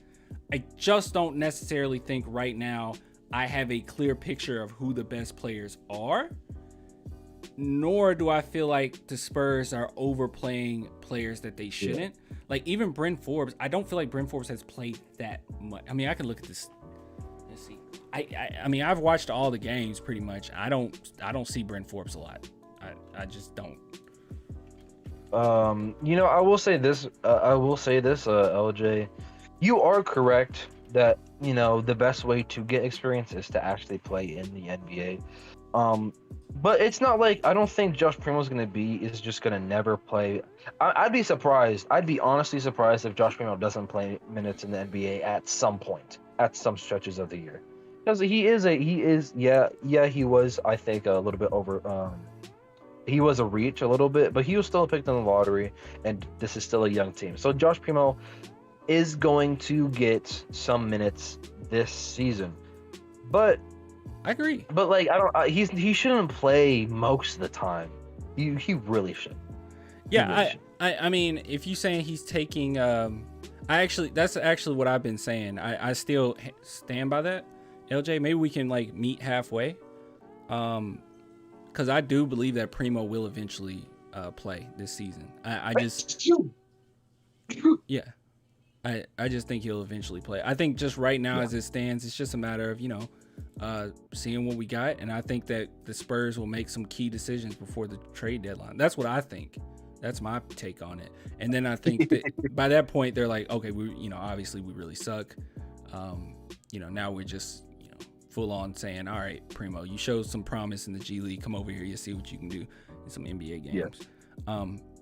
But right now, I just think that one thing too, man, just don't be overly, I guess I can't tell you what to do, but I just wouldn't be overly, like, what's the word? Like hyper fixating on if he's playing NBA minutes or not. G League has utility to it. And patience is key. Like, it's fine to be a little patient. He's only 18. You're not wasting many people years at all. Everyone's fairly young. You can take a year and see. They're not wasting it. Like, Primo isn't just on the bench in the G League. Like, he's getting significant minutes. And if you've been watching him in the G League, he's definitely developing. Like, there's like no doubt in my mind that the G League is making him better. He's been adjusting every game, and yeah, it seems like he's getting better and better. LJ, let me ask you this, right? You say, how do you not know who our best players are? And I'm guessing you're referring to Josh Primo.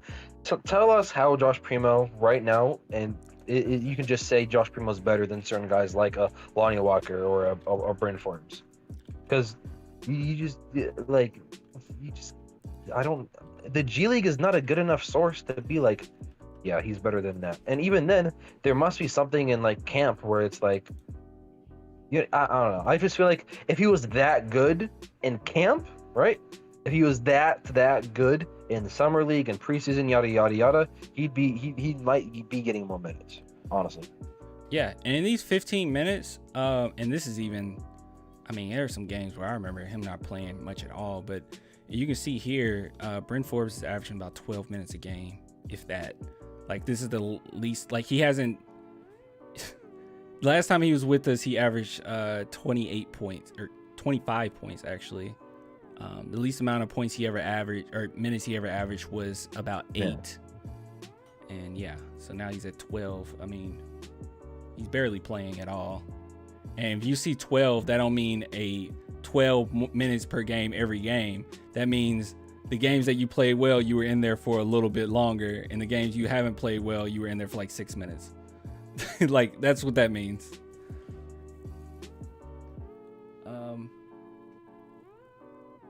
Yeah, I mean, I think that's a genuine question though. Like, is he, I mean, can you make a Swish Hill, bro? Why don't you come in, bro? Come in and talk about it. Or are you too chicken? Because he is athletic, he has speed, and he can shoot. Oh, okay. I don't know who you're referring to. Primo, I guess. Is he talking about Primo? No. He's talking about Primo, but I don't know who he's saying he's like better than. Well, okay. Well, first off, Lonnie Walker, he's just as athletic and fast. Lonnie Walker's fast and he's athletic, right? Bryn Forbes, he can shoot the dang ball. I don't know. Like, you can say that with a lot of the guys we have on our team right now. Yeah, and I would also like to add this as well. And I know people are gonna hate. I mean, I would hate this too, like this argument. But like, where do you think? I'll get on right now. Can't stay long though. Got another one. We gotta switch it. What I was gonna say was, like, when it comes to Primo, like, what role do you think he will have on this team right now? Like, let's just be real. Let's just be honest. For what type? Thing, I guess. Yeah, for like what type of player he is right now. Actually, let me put these minutes on here, dude. I'm not paying attention. He would be a more than likely catch and shooter. Be in the corner. But I guarantee you, it's not going to be an ISO with Josh. There's no point in doing that right now. But he can do that in the G League. You can definitely do that in the G League. Because it's just different competition. Still good competition, but different type of competition. Still grown men you're going against. Some of which have been playing basketball, for a very long time at a professional level. So he can kind of get his feet wet in that role. But right now on this team, I mean, more than likely, you're going to trust DeJounte Murray more than anybody right now with the ball. And it's just not going to be set up like that. So if he come in and he have a few bad minutes, or quite a few bad minutes in the NBA, he's not going to be able to play extensive amount of minutes. It's just going to be what it is. And yeah, I don't know. If you say he take Bryn Forbes and give him Bryn Forbes minutes, Bryn Forbes isn't having that many minutes. Right now, the Spurs are basically playing all of their players. And the ones that they're not playing is in the G League developing and also playing well. Watch some G League games, bro. You will actually, I don't know if you have, but if you haven't watched any G League games, watch some G League games with Primo. You will be pleasantly surprised. The competition is there. These aren't easy shots from Primo by any means. And yeah, he's adjusting to certain moments. And the fact that he's showing so much heart for getting wins or getting a win in the G League speaks volumes. Okay, when he actually, oh my God, that was such a pretty pass by DJ. I think that was the best DJ pass I've ever seen. Did you see that? I'm not watching the game, sadly. Oh my goodness, that was the a good link. pass. The link I was using got a. Oh, I mean the thing I was using got caught. Oh. He made a dimer. That was gorgeous. Jeez. LJ says every player has a few bad minutes. You have to give him a chance. He says we need points, y'all. Wait, hold on. He said, we need points. What is wrong with y'all? We need to score. Do we? Josh Primo's not going to average like 15 points, guys. No, not at all. No, not in the NBA level. Not yet. He's not averaging that much, guys. He's not gonna He's average that many he, points. he He's not changing this that much, guys. He's not he's changing the team that much. he's never even been in that role. Like if we even look back at college, Mm. he never been in that role before. He's just now getting in that role, and yeah, he's adjusting in the G League. But man, he played really bad, initially on the G League. Well, okay. What happens if he? Let's just say this. For a hypothetical, what happens if he replaces Josh? Not Josh Primo. What happens if Josh Primo replaces Lonnie Walker? He's gonna average around the same amount, maybe. If you give him the okay, honestly, I think right now he should average around the same amount of Lonnie Walker and be more efficient. But that's not changing how we're gonna win. That's not changing us. Hey, That's not changing anything hey, at all. I didn't even notice that Swish Hill was in here. Oh, what's up, Social? My bad, bro. What's You've been up? kind of. What's up? What's up, baby? incorrect. What's up, baby? Swish Hill, sweetie, where's Swish Hill at? Swish Hill just a little shy. We'll just wait. We'll just sit in silence until Swish Hill says something. No, it's just we're not like hating. Like I agree. I think he should get. I think we both agree that he should be getting some minutes. But it's like Gingy. I'm not hating on Primo. I love Primo. Primo's that guy. Primo, my But it's favorite. like- He's my favorite. I ordered a Primo. Hold on, I'm gonna show you something. Go ahead. You can talk. Okay. I just think, right, why have Primo be on limited minutes, even if it is like 16, 15 minutes? Why make him do that when he can be playing like 30 minutes a night in a G League, right? Where he's playing no matter what. And like I don't know. I just think yes, he deserves to get some minutes Check it out. while he is in the NBA. Check it But out. when let me see. Look at that. Let me see. Look at that. See? I got a. That's pretty cool. Oh, you got the Fiesta. The Fiesta, is that a tank top? No, it's a jersey. Jersey, yeah. Oh, you got the Primo jersey. Yeah. See, people saying I don't care for Primo. Look at that. I literally got a Primo jersey. The only other Spurs jersey I got is like a DeMar DeRozan jersey. And I don't have my Ginobili one anymore. I don't know why I sold that.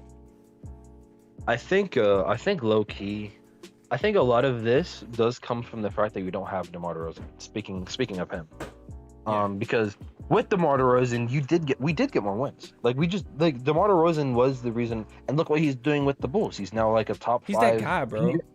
He's a god. He's a god. It's just, That just shows like what the state of our team is right now. Doesn't matter what Primo does. Even if he comes out with 20 points per game like DeMar DeRozan does, we're not making the playoffs. We're just not. here's the thing. Every avenue I see this as, it still ends with it makes sense for him to be in the G League right now.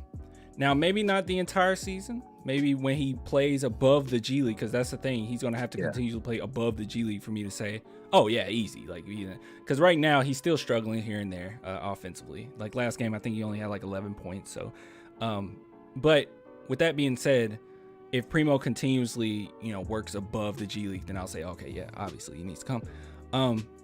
But in every framing, I can see the betterment of our team. I don't see Primo playing right now. And what I mean by that is he's getting experience in the G League. That's good. What I want from the team right now is low key. I don't even care if we win any of these games. Honestly, I just don't now, because I see that it might be better for us just to not. So if I see it in the realm of Primo comes in and he's a phenomenal talent, we see it and he wins all these games, I don't think that helps us in the future, because we might not be able to get that player to build with Primo. Let me see. Hold on. Nobody is saying that This game is Primo's stupid close right now. When did this game get Is this it? close? Yeah, we're down by 5. Oh my god, I want to watch the game now. I don't know why we do this. I don't know. Has DeJounte Murray turned it up? How about Gingy? How about we hop on like tomorrow? I'll be live streaming tomorrow. I'll also be doing a giveaway tomorrow. It's fine time to do it tomorrow. Then I can have you and Switch Hill. Right now, I just want to get through this game and get off. Oh, hey, where did Switch Hill anyway? I wanted to, because he was like the one that was. Switch Hill's in here, bro. What are you doing? I got here. My mic wasn't working. I had to go literally uninstall Discord and reinstall it. Actually, speaking of tomorrow, I might not be in stream because I'm actually going to go to a college basketball game, and I'm actually going to be watching one of the top prospects tomorrow. Oh wait, who? I'm watching Patrick Baldwin Jr. I don't know who that is. I'm writing him down though. UW. He's playing in the. He's actually playing in Milwaukee, Wisconsin. Yep. Milwaukee, Wisconsin. But he is definitely top 10 for sure. Right? What's his name again? Patrick Baldwin Jr. Yeah, Patrick he kind of Baldwin shocked Jr. people because he decided to play for his dad instead of going to Duke. Oh, that's Yeah. pretty They're like cool. they're trying to add him with Banchero to that Duke team. All right. But then he went with his dad. Yeah. All right. So what's your thoughts on the whole discussion with Primo switching? I mean, you know my thoughts. Primo's going to play at the end of the year. I mean, that's what's going to happen. But my thing, too, is like right now, early in the season, just for example, his game the other night, his first 10 minutes in the game, he went 1 for 7 from the field. Yeah. It was pretty crappy. And like, that's what he's going to play in the NBA is about 10 minutes a game. What does going 1 for 7 do for you, really? But in there, he ended up playing 28 minutes total, and that's where he had his like big 28-point night. So he got a chance to play through the slump and that kind of stuff. Mm-hmm. And that's where the development comes. I mean, I'm not saying I don't value NBA minutes, but this idea that like he's instantly going to come in and it's going to change his career immediately just because he gets 10 minutes a game. It's crazy, man. Yeah, I don't really see that. So here's the argument too, because I'm sure people use this argument. Then what about him playing? How am I trying to frame this? Like, would you blame the Spurs for not playing him more minutes than when he went 1 for 7 in those like 10 minutes? Do you think they should play him more? Like, if you're saying he's only getting 10 minutes, do you think they should play him more to give him more experience where he would have 25 minutes, 20 minutes a game? I mean, that's a different argument entirely, though. Because, I mean, I don't think he's good enough to play 25 to 30 minutes a game with the Spurs. I mean, like I said, I think he's going to be a good player, but he's struggling with turnovers. He looks slow defensively. You know, there for every highlight, there's a low light for him, and that's kind of what we expect. I mean, like you said, he's 18. He just learned how to drive 2 years ago. But and you know, right now I think half a season there is good for him. I mean, it's a short G League season too. Get him a few games with big minutes there. Bring him in at the end of the season after we've exhausted our options there, and let him go at it. But I mean, I don't know. I see a lot of the arguments about like Manu and Tony. If foreign scouting had been what it is today back then, Manu Ginobili and Tony Parker would have been top 5 picks with their skill sets easily. I mean, quite literally, we just had what's the kid's name in Detroit? Killian Hayes got taken because he's French and reminds of Tony Parker. He got taken top 10. We're getting these kinds of guys taken everywhere because they remind of these European players. I mean, Ginobili wouldn't have been a second rounder today. No. It's just... What's up? So, I was letting him finish his point. So, M-Easy said... We're down by 15 now, by the way. Like, it was 5, now it's 15. Back in form. What were you saying? So basically, what I basically, what helps, because I wasn't really understanding. M-Easy said nobody is saying that Primo is going to change with the win column. When the team is 4-11 and you're trending downward, it doesn't make sense that your lottery pick isn't getting minutes with the big team. And, well, first off, I'd say this, right? Yeah, he was a lottery pick, but, and you know, this is also just based on opinion. When I scouted him, Josh Primo was definitely not a lottery pick talent. He was. They're making basically a lot off of his potential. Yeah. Yeah. And you know what? Yeah, I mean, like, it, like, I don't know. I feel like, yeah.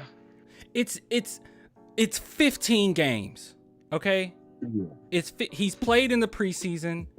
He's gotten plenty of minutes in the G League. He's only played a few games. Like, it's only 15 games. Like, where is this like uproar? Like, I know it's like, at first it's like fun to talk about. Like, man, there go the Spurs doing the Spurs stuff again. But like, yeah, it's a joke. But at the same time, I mean, it does work. But it's only 15 games. Why are we so upset about this? It's only 15. Like, what? Before the season even started, everybody wanted this team to play like extensive amount of minutes. Now they're playing extensive amount of minutes, and we're like, wow, we don't want them to play extensive amount of minutes. We want the guy that we didn't even want in the draft to play. It's like, just give it some time. Like, it's okay. It's all right to lose right now. What if this results in building around Primo and getting another big piece to build with Primo? Like, what if Primo is that great and like we win more games than we shouldn't, and now we're out of the top 5? Like, what if that happened? Is that like worth it? I mean, do you want to tank? What do you want? So you know what? Let me like go down the list and just think of like the players who, like, you know, I'm going to eliminate a lot of the younger players and the players we've already drafted like the past couple years, and I'm mostly gonna go like with like the free agents, right? Josh Primo is just not gonna get playing time over Thaddeus Young or Doug McDermott. It's just not happening. Same thing with Jakob Poeltl, and even though I don't agree with this, Drew Eubanks is just gonna have more playing time with Josh Primo. I wouldn't say don't agree with it. I agree with it just because we don't have any other centers. But yeah, I don't like Drew Eubanks. He's not good. But Josh Primo's just not gonna get minutes over those guys. He's just not. He's just not. And then you look at somebody. Okay, yeah, maybe Bryn. They Forbes, tried. But that's one player. That's one player. I'm sorry, M-Easy. You know what I mean? Yeah, I agree with you. And I was just gonna say this, M-Easy, they tried. You said they should have tried to trade. They tried, didn't they? Didn't they literally try to do that? I'll say this right now. That's the most tired argument I've heard, because the Pacers were going to select him at 13. And in fact, at one point, Atlanta offered their pick and a guy to move up to pick 13 so they could take him. And they ended up settling and just keeping their pick. I mean, he was our guy. If they could trade back, they would, but they quite literally could not if they wanted to draft him, because he would not have been there. I won't say it's always the best strategy. That's why we took Luka, because the Celtics were going to take him at 20. And if you go back to that draft, the Celtics drafted Matisse Thybulle at pick 20. What they do? They immediately traded him. I mean, they wanted Luka, and that was it. That's just how the draft goes. There's markets for players, and if you watch what Primo did in the combine, he was rocketing up the boards. I think he was a mid-tier second-round prospect at the beginning of it all, and then they had him up. I saw him as high on some scouts draft boards as like pick 15. A lot of them had him settled right around that like 23 to 27 range, and it just happened to work that he went higher than that because of what players saw. But I mean, Josh Giddey went higher than expected. Yeah, everyone's thinking he might fall to us, and it's because of the market for him. It's obviously Giddey's a better player, but it's a similar situation there. It all depends. Doesn't matter what we think. It matters how GMs value these guys. And he had a pretty big price tag on him, and so we took him when we could get him. I mean, that's all there is to it. Yeah.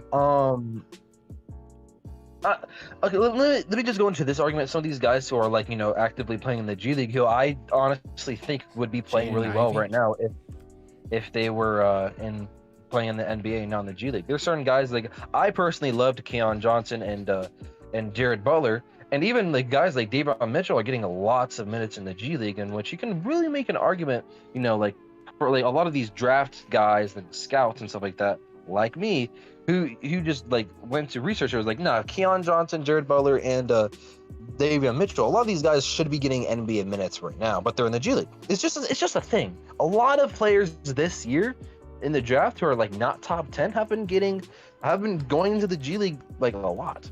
It's just. I don't know. And Josh Primo is one of those players where it's like, he's obviously a potential type pick. I don't understand why people are like, so he's, I don't know. I don't get it. I think, I don't know. I think maybe we're just minimizing, not me, you, in the chat, you guys I think you're minimizing the impact of the G League. I'm sorry. I think the G League does have utility to it. I think the G League does help. And yeah, the position that we're in right now, this is the 1 year for the young guys to show what they're all about. But honestly, we probably should have been a little, I'm including myself on this, should have been a little more skeptical of this team or these young guys when honestly no one really stepped up to a huge degree, even when we had star level talent here. I mean, talk about DeMar DeRozan and LaMarcus Aldridge. It wasn't really anybody that stood out. Like I've always said, Derek White was a good point guard. Like, you know, I've always said that. I think he is a good point guard. He didn't stand out to me as a star. I was hoping Luka could. I mean, not Luka, Lonnie could. But I was kind of hyper focused, maybe too much on the Houston game. So like, and even that game, he didn't play well to the end. So I don't know. Maybe it's just not. Maybe we just overvalued these guys. Maybe a little bit. I don't know. I mean, you can say Easy that no one mentioned his name up to the draft. I don't give a fuck. It's not about the draft reporters. I just said that. It's about GMs. How many GMs do you see giving interviews talking about who they're going to draft? It's quite literally considered corporate knowledge and a company's secret. The report came out after the fact that Atlanta was trying to trade up for him and get him. I mean, you are not going to see this leading up to it. You didn't know OKC was going to draft Giddey. We didn't know who anyone was going to draft. Yeah, they want to keep that a secret. I mean, if that was the case, then I mean, media only knows so much. You know, they don't really tell you what's going on. Obviously, if they did, that would be kind of bad move.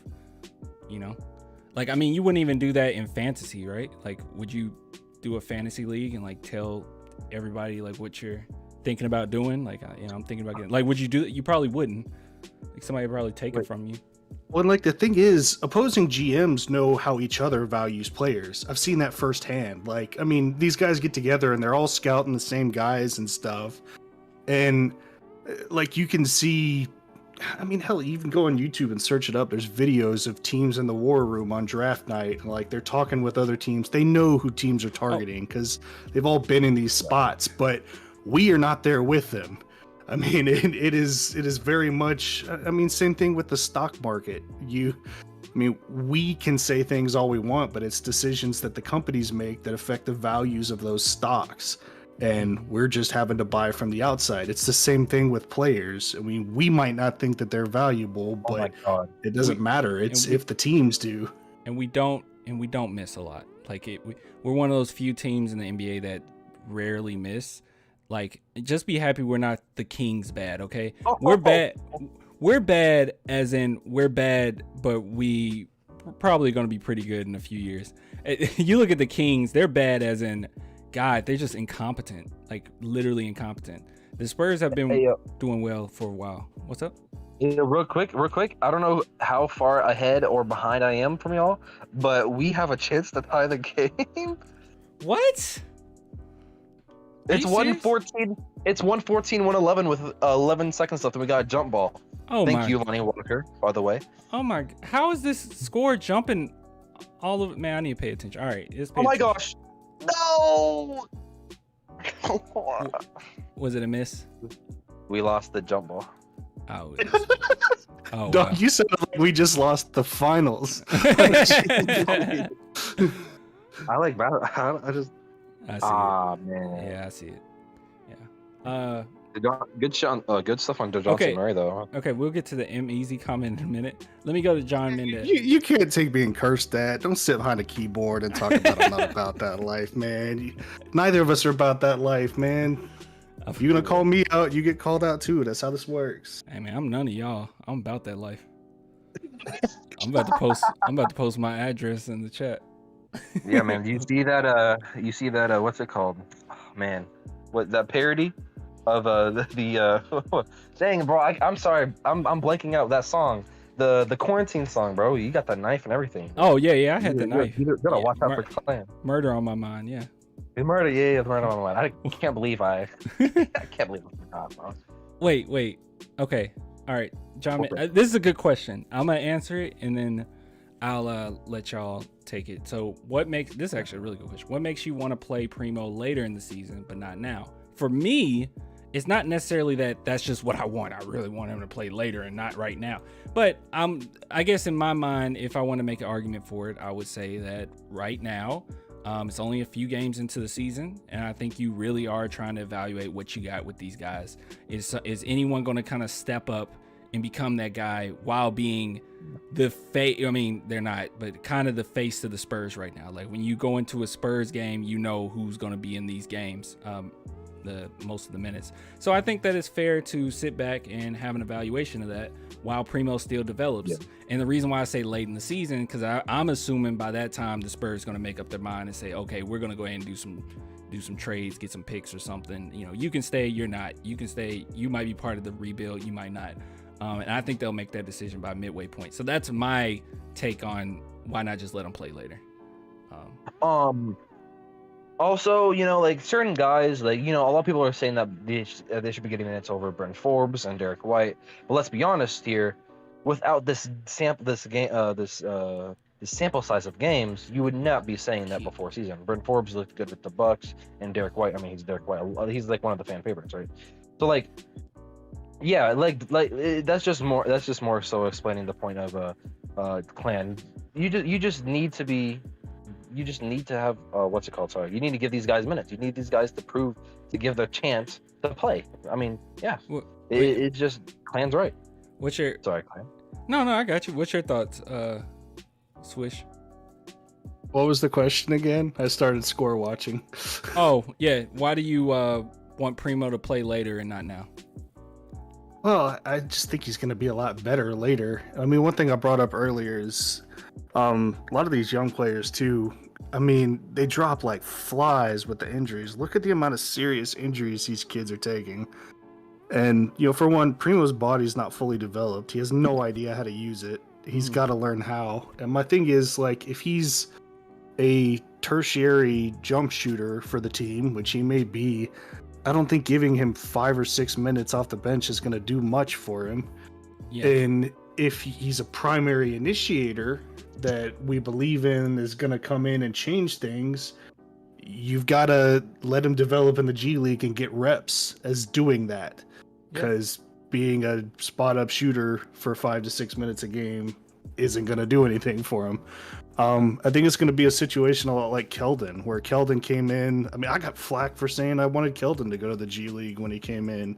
Yeah. He wasn't in control of his body. He was a step slow, flat-footed, you know, had tunnel vision. And now look, it's the same things we're saying now that he had to go work on. And, you know, Primo's got some similar not similar, but different problems that he's got to fix. And I think he'll get his shot with this team before the season's done. It's just right now there's just not a lot of sense to it, honestly. I mean, even Kuminga went to the G League for the Warriors. Moses Moody's playing like 2 minutes a game for the Warriors.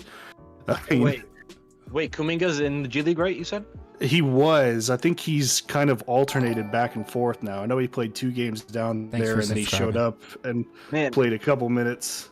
I'd be even more mad because Jonathan Kuminga, literally his draft stock was based off of him playing in the G League last year. So, what? Because he did. What's up, Mateo? I saw him in there. And by the way, somebody said, KBD did start over. Well, yeah, but KBD. I think we just needed. Also did only have 19 minutes. I don't know. I feel like I don't know why did he play. He hasn't been playing at all, and then we played him this game. Is it like because I know that the Spurs are big on numbers, like, you know, statistical categories and seeing what works better. And, you know, I'm gonna be completely honest with you. And I might be like a loner on this. I kind of like Keita Bates-Diop, honestly, bro. I like him too. I don't know. Maybe it's just me. But in the 19 minutes he did play, I don't know if he was injured or anything like that. But in the 19 minutes he did play, he did 3 for 3, 6 points, 1 steal, 6 rebounds, and 1 block. I don't know. He's just like a hard working kind of player. I don't see. Honestly, I'm gonna leave it. I'm gonna leave it to the Spurs. I'm sure I'll criticize it. I think that's a fine thing to criticize. Why Why did he start? I mean, this is kind of weird. I mean, even if I'm looking at the competition, If I don't understand like, it. okay, look, if he had like around the same amount of minutes as Devin Vassell, yeah, but Devin Vassell had 30 minutes when Bates Diop had 19.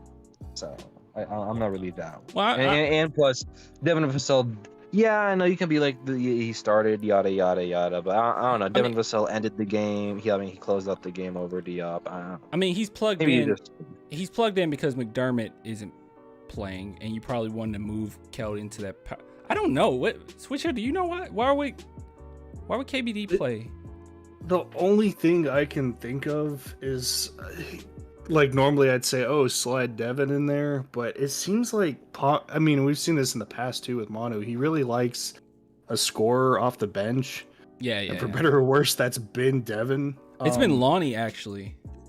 Or at least it was supposed to be. It was supposed to be Lonnie. It was supposed to be Lonnie. That's kind of how they planned it, and it hadn't worked. Yeah. But like I think, I don't know. White's been scoring more lately in the last few games. So I mean, like I said, I won't exactly say that I love it, but like I guess my thing for like maybe his reasoning behind it is White's been scoring better and he wants to leave him in there to score, but he needs somebody to score off the bench. I don't really know, but I mean, Devin's still getting his 30 minutes a game, which is good, you know. Long as he's getting his time in and still looks good, it's one of those things where I'm fine with it. I guess I'm just looking like the KBD thing is just so random. Like, I haven't seen him play much recently at all. It's like now he's in this, like, 19 minutes is quite a bit just to throw. I mean, yeah, I don't know. It's very strange. I mean, I'm looking at this starting lineup. This isn't a good starting lineup. I mean, this is really ugly, but like, I don't know.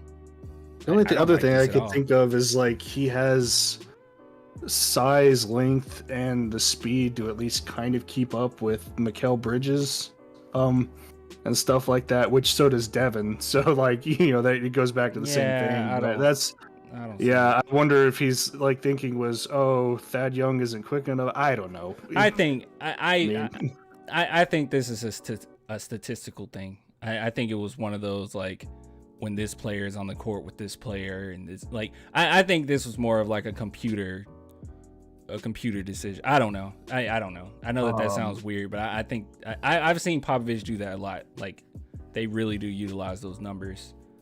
That's why a lot of times people got irritated. Like, why is Rudy in the game? And I'm pretty sure that, I don't know if Pop mentioned it, but it was like, it was something that came out about that statistically it made sense for him to be out there. I don't know. So who are like some of the guys that you would want to like see moved from this team?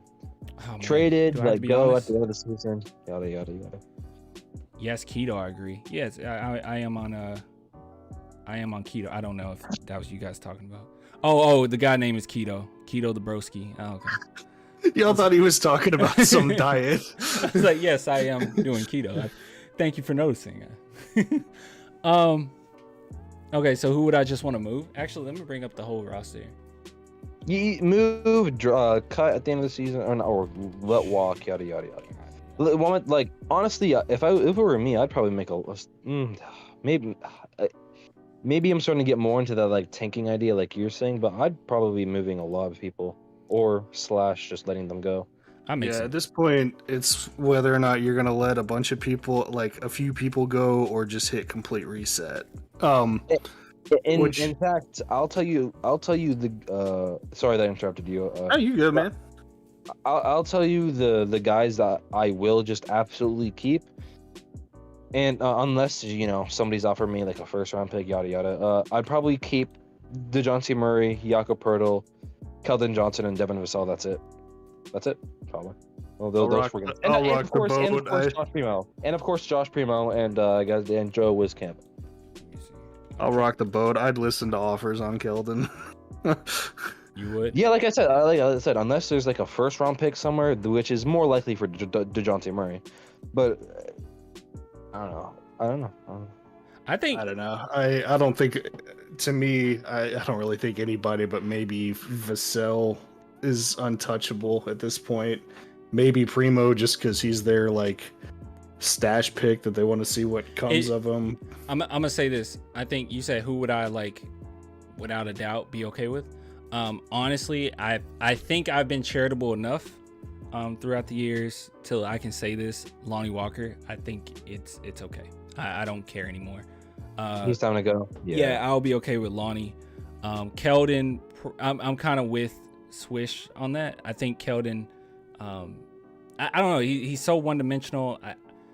I don't think he's a bad player, but I don't think that he can reach that stardom, and I don't think you'll necessarily need him for the rebuild. That's just me. So Keldon, Lonnie, I'm okay with those two. I would keep DJ because DJ's a phenomenal or really good player for us right now. I would want to keep DJ because I don't know, like the more I think about it with his contract, I mean, are you really going to get anybody that can outdo that? I mean, unless we're getting some picks, it had to be some really good trade for me to say, oh yeah, let DJ, like it had to be some pretty good trades because he's a bargain right now. Derek, unfortunately, I'm okay if that had to happen. I'm a Spurs fan first. I know, like, I'm attached to these players, especially Derek White, but like, you know, I'm okay with it. You get something good out of it. Honestly, my only thing is like I would love to keep DJ. Like I feel like people think when I say this that I'm like, let's get rid of him, let's go, and like obviously not. But it's one of those things that I feel like they have to at least consider at some point. You gotta consider if they're like, especially if they're like starting to bring in all these new draft picks. I mean, like Devin, Primo, whoever we have coming in this coming year, and maybe the draft after that. Like, I mean, DJ's going to be what, 27, 28 then? If the team isn't good enough to win the title by then, you got to look. Are you going to look at putting in a new timeline? Do you throw it all in on free agency to get people here with a mixed timeline? Like I said, I'm not like in favor of any particular option. It's just a thing they're going to have to weigh there because he's a great player. But I mean, you got to try to figure out, is he the future here, or are we going to hit reset? Yeah. What are we going to do? You know what? You throw some things at me, and I'll probably say yes to DJ. Like if you said that we can get like 2 first rounders or something, like, or a first rounder and a second rounder for him, like I think that's pretty good. Like it'd probably be a decent first rounder too, like a lottery. Yeah. First round. Yeah. Not no 29th pick. Because the Dejounte Murray is way more valuable. And like, yeah, I think it needs to be said. It would have to be a good offer. Like I said, I'm not like trying to throw DJ out the door or anything. It's just I feel like at this point, the team cannot throw out any options at all. I mean, we stink. We got to really examine. And it's not how we can fix this. And it's not the reality of it if you're only getting rid of players that are bad. Like that play, like if you're saying, well, I'm okay with Eubanks and Derek White and Lonnie leaving because they're not playing well offense. Like, okay, like in the real scheme of things, if you want to make the team better, just getting rid of your worst players aren't going to necessarily make the team better. Like it's going to have to be something you do, and that would be making that sacrifice for DJ. I mean, you guys remember how good George Hill was. Like we didn't want to get rid of George Hill. Like he was a really good player. Especially young George Hill. Like he was the type of player on your team that was a dog. Like he was willing to challenge Kobe. Like I remember that fight with Kobe. That was awesome. Like he was not, going. So I don't know.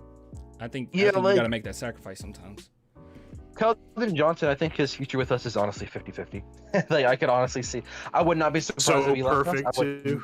I would. Yeah. I would, and I also would not be surprised if he stayed with us somehow during this rebuild. DeJounte Murray, here's the thing. He's obviously our best. Like, if we wanted to try to get a pick and we really wanted to come into this rebuild tank type thing, we would probably have to trade DeJounte Murray. Like honestly, because you have to. Sometimes you have to trade the good players to just for the betterment of the future for the team. Like, and here's the big thing, right? Honestly, who would not want DeJounte Murray? He's a point guard, right? Who can pass, great defensively, and gets you basically a 18-point triple double every single night. At this point, Yeah, He's a third option. I think he can be a third option on a championship team, like a Drew Holiday or something like that. I honestly think so. Yeah, and I was gonna say, LJ, if you're saying to get what, you're saying trade him to get what? It was something else I was gonna address. He stole in the 2 balls from CP3 in the 4th. I forgot what I was gonna address. I don't know. I think right now. Oh no, I know what I was gonna address. Someone said build around DJ and Devin. Look at this point, DJ's 25. Okay, he's going into like his prime years. Yeah. I don't necessarily think he's a player that I would build around. I don't think he's that level of talent where I will sit back and say, oh yeah, I'm gonna build around DeJounte Murray. I think that's a little, to me, in my opinion, that's a little irrational. I don't think he's the type of player you build around. Kawhi was very obvious. Why not? He's just not a star. He's not. Okay. I don't think NBA. I can say with this, NBA teams, obviously when we play them, they don't plan on like against DeJounte Murray. Like they don't plan a defense against them. Like there's no true focus on DeJounte Murray offensively. I think like they don't go out of their way to try to stop him or do anything. You know what I mean? Like I don't know. That's how I see it. That's why I would not build around a player that you can't. You know, he's not. Yeah, I don't know. I would say What? you can't build around DeJounte Murray or Devin Vassell because neither of them are stars. Okay, maybe DeJounte. I would not be surprised if in his prime years DeJounte Murray had like 1 All-Star appearance, maybe 2.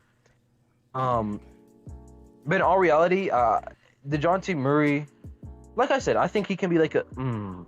Okay, DeJounte Murray is not a superstar. You build around a superstar. The guy you build around is the guy you expect to be the number 1 option on a championship type of team, right?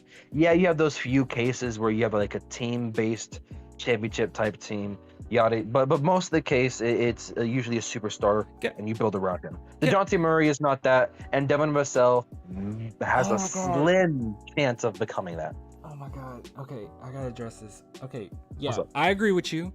I think that you build around a franchise player. Franchise star, franchise superstar. I don't think DeJounte Murray is a superstar by any means. I have not seen that.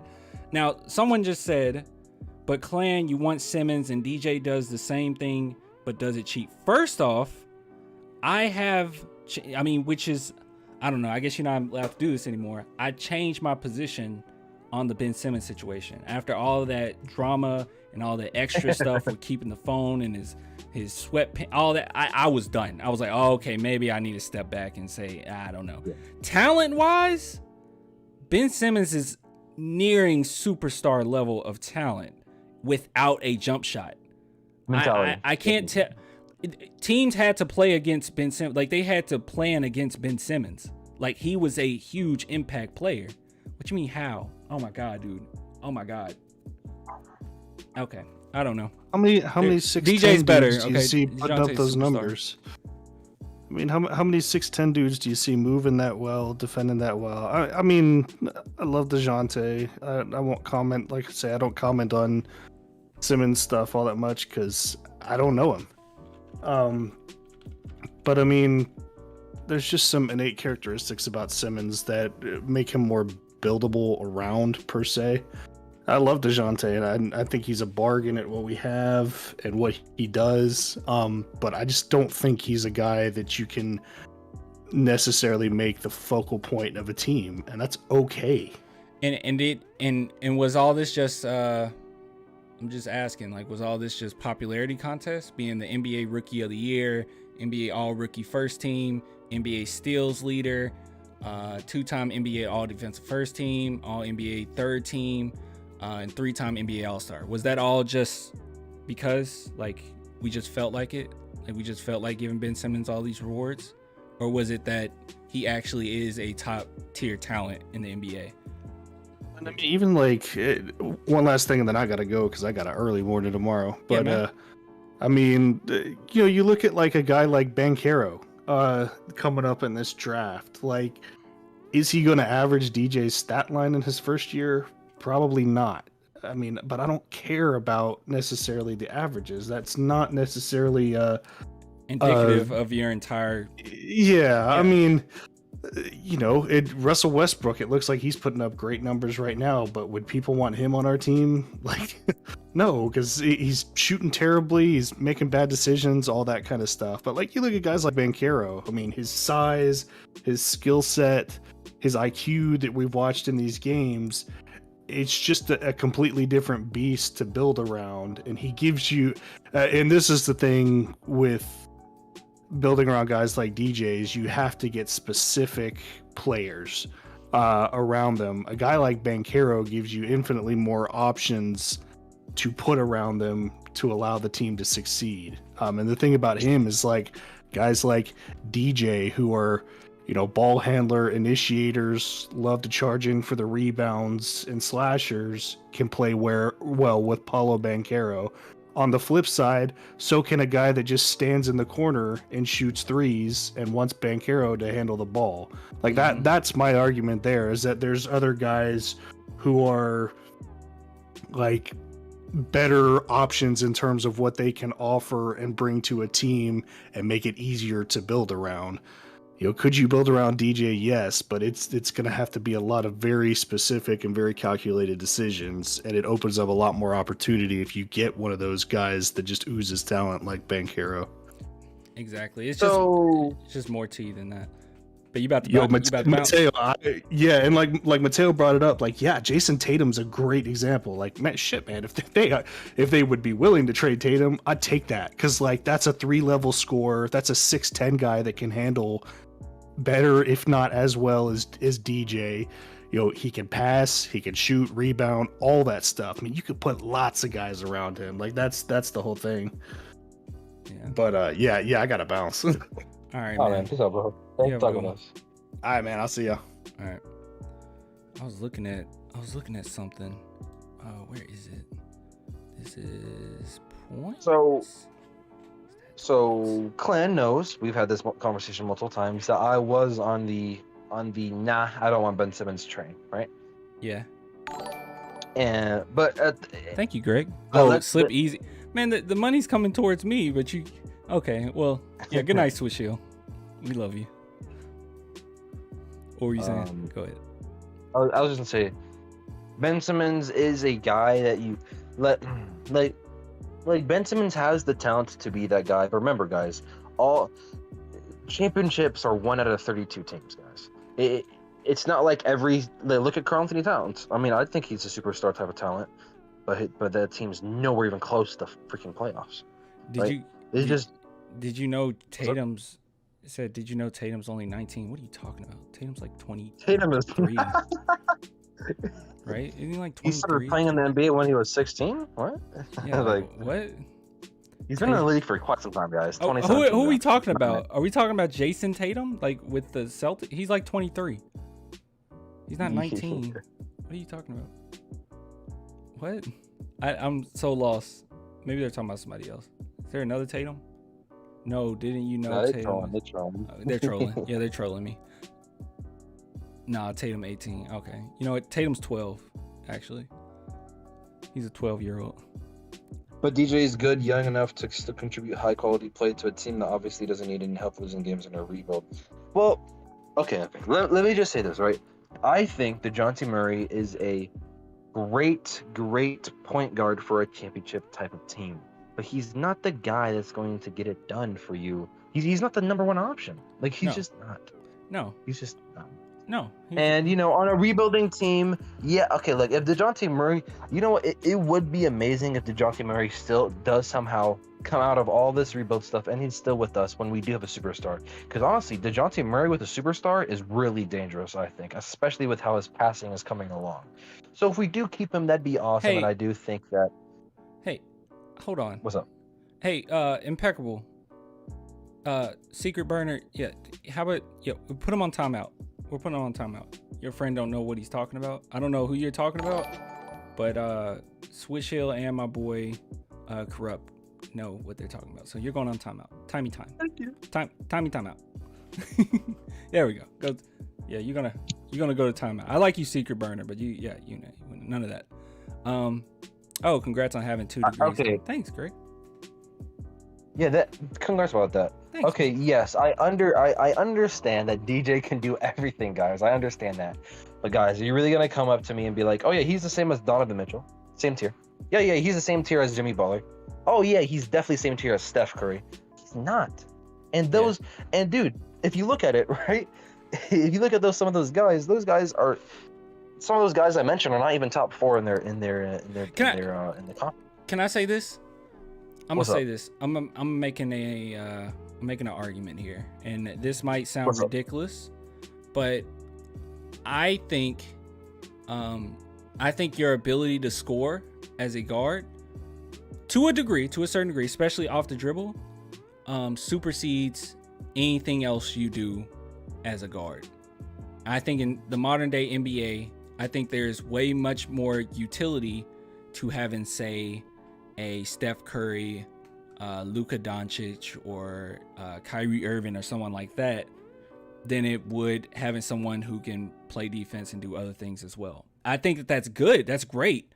But I think that if you have like a Kyrie Irving, who's not the best type of defender, versus a guy who can do a little bit of everything, but just not like superstar level in any of those categories necessarily, I would rather have the Kyrie Irving who can just shoot like crazy off the dribble, because I think that he's doing more than just shooting. He's literally breaking down the defenses. There's somebody that you have to worry about, and you can get role players way more involved when you have a player like that.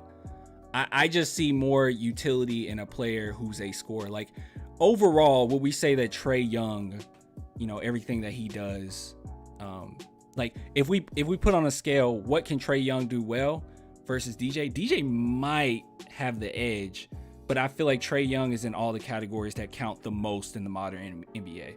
Is that fair? Like if I take Trae Young and I take DJ, like let's start listing things. Like what can DJ do better than Trae Young? Rebound. He can play better. Rebound defense. Yeah, rebound defense. Is there anything else? Mid range. Maybe. No, he's a better mid range shooter. I honestly, at this point, I think DeJounte Murray is one of the best mid range shooters. But like you said, in the modern NBA, that doesn't really matter. Yeah, I want to make it more fair. Let me think. I know where you like what you're talking about. Even if you go with all that, I do think Trae Young's a little bit better just because I'll just take his scoring, obviously. And Trae Young is the better playmaker. MLT will say you'll take DJ or Trae Young. I don't. Oh, that's a wild one, bro. I don't agree with that at all.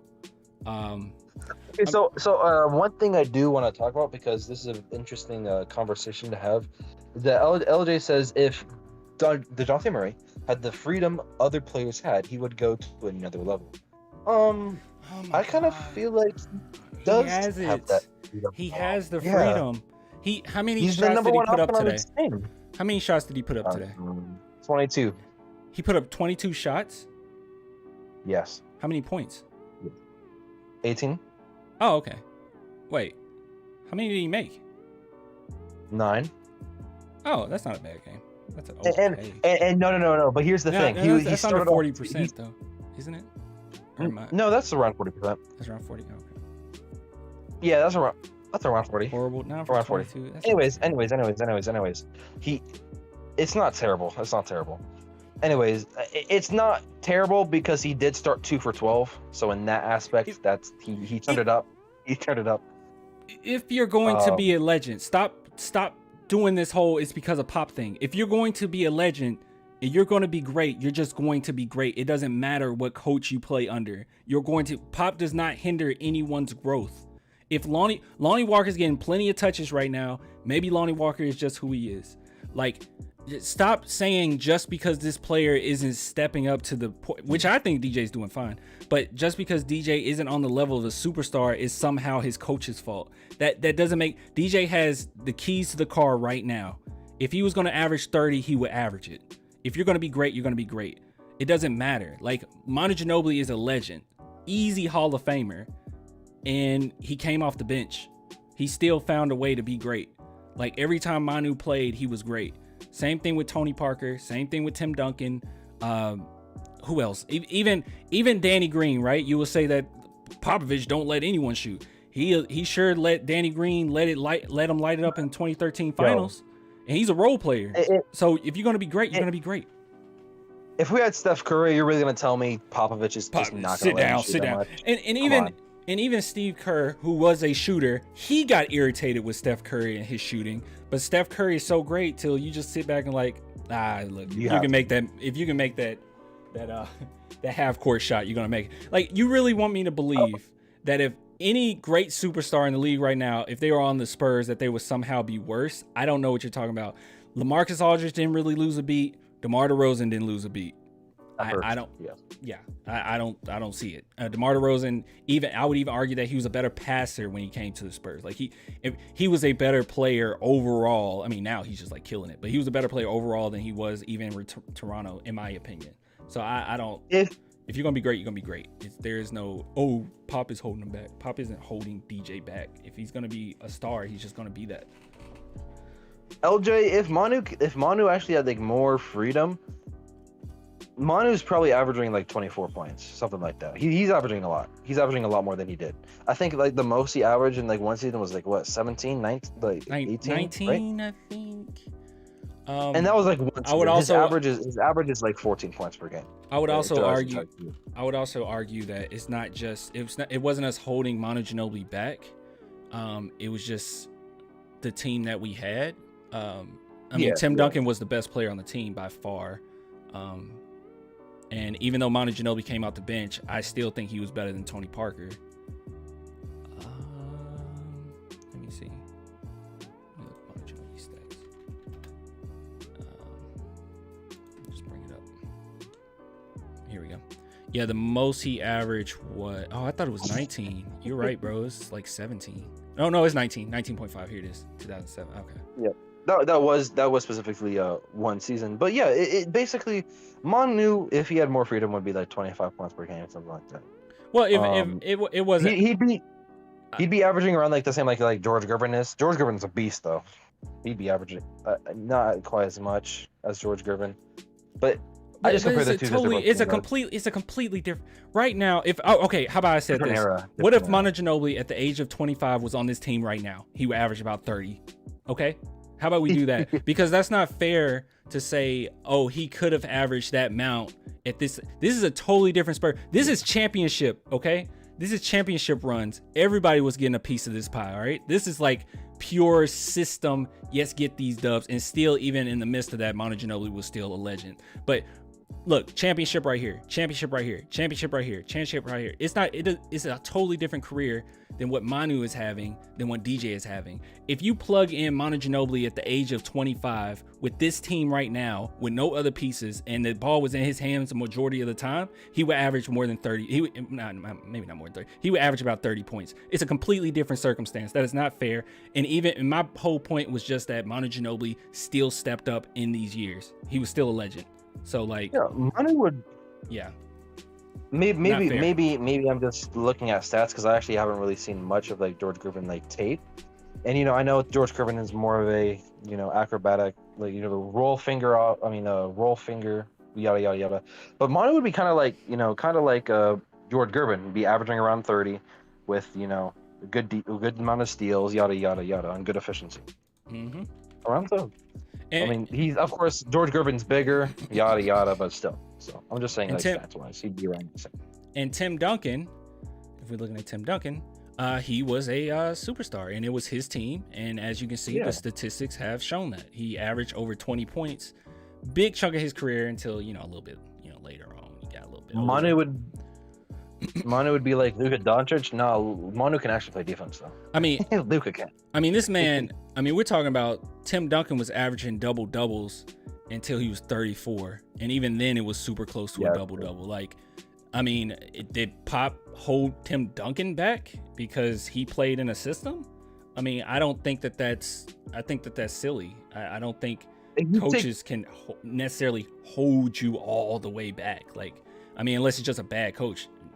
Popovich knows what he's doing. He's won multiple championships. Okay, so maybe it's different for like legends, Because honestly, if you put a legend on any team, they're gonna that on any team, that legend's still gonna be playing good. Like it's like Where did you get that from? Becky related better to the youth. Where is that? How did you make that assumption? What do you mean she related better to where? What? I don't know. Go ahead. What were you saying? I don't know. LJ, so who Harden play like? Harden plays like Harden. His usage was different. I'm not saying I'm not. First off, I never said I never said that a player plays like a certain player. I just said a player would be.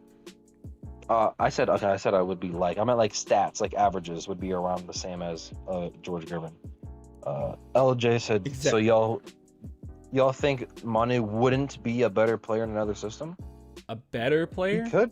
I think He could be. I think he's a legend. Yeah, I think statistic wise, maybe. I'm saying that Manu Ginobili still stood out, even in the midst of Popovich holding people back. As a, I mean, most of us said that Manu was a superstar, and it worked. I mean, what would you have preferred Popovich to do in that circumstance? Like, what if he did play Manu Ginobili? Because Manu Ginobili tried to injure himself every single game. But Manu did play about over 29 minutes, 20. Like, he played a significant amount of minutes, so it's not like he didn't play. But what if he just said, oh, okay, this is just Manu's team? Like, I don't know what you really want. It was Tim Duncan's team. Manu Ginobili was a huge, great superstar piece to that. That was willing to come off the bench, and it worked. They won 5 championships that way. Like, are you saying if he would have played Manu more, then they would have won 6 championships? I mean, that's just kind of a little arbitrary. That's a little silly, isn't it? Like, kind of post-talking something that was already successful.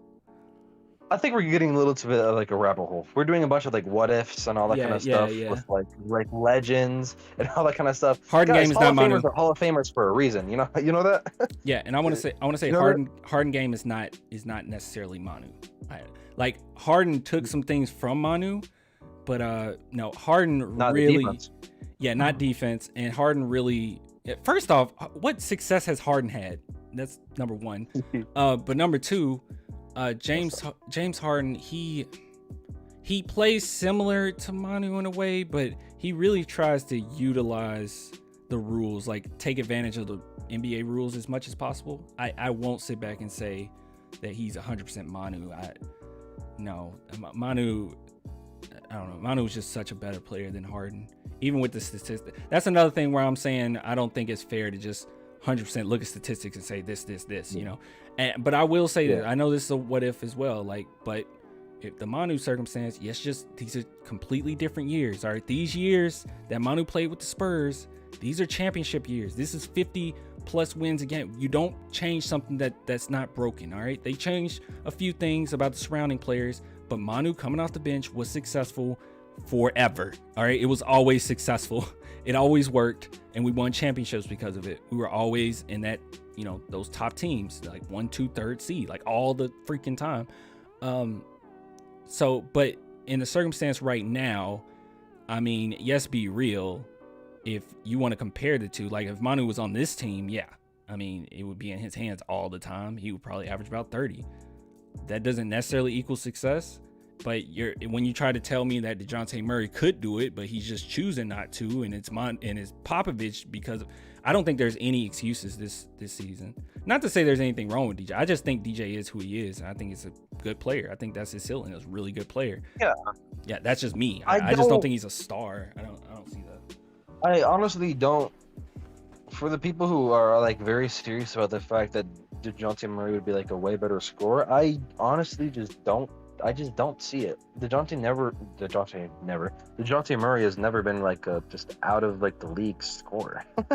you know what I mean? Yeah. Like he's always been that. I don't know, bro. I literally think 18, 8, and 8 is we're gonna see a lot of that in DeJounte Murray's prime. I said you might see like an all-star appearance or two. You might probably a couple of defensive teams. But dude, DeJounte Murray is not. He's not gonna get. He has all the freedom in the world. He really does. I agree. And I'm about to go ahead and get out of here. Tomorrow I'll be live, and I'm going on with TSR at some point, and some other stuff. but yeah, I mean, I completely agree. And yeah, the Spurs do make it a rule to not do mid-season trades. That is a thing. But I think that things have changed up quite a bit. But hey, man, I appreciate you coming on. I gotta get off. I got you, bro. Something. But yeah, I appreciate all the love from. Oh, What's up? Clan. What's up? I got Demon Slayer, the game. No, you serious? I did. Yeah. Oh my goodness. I did. You got are you PS5? You PS5. Yeah. Okay. Yeah. All right. We getting on that. Like. Yes, sir. Yes, sir. Oh, crap. Can we? Yeah, we probably can. Yeah, I'll be at my parents', but I'm bringing PlayStation with me. All right. Dope. Okay. All right. I'm hopping off, man. I appreciate you coming through. I appreciate the chat.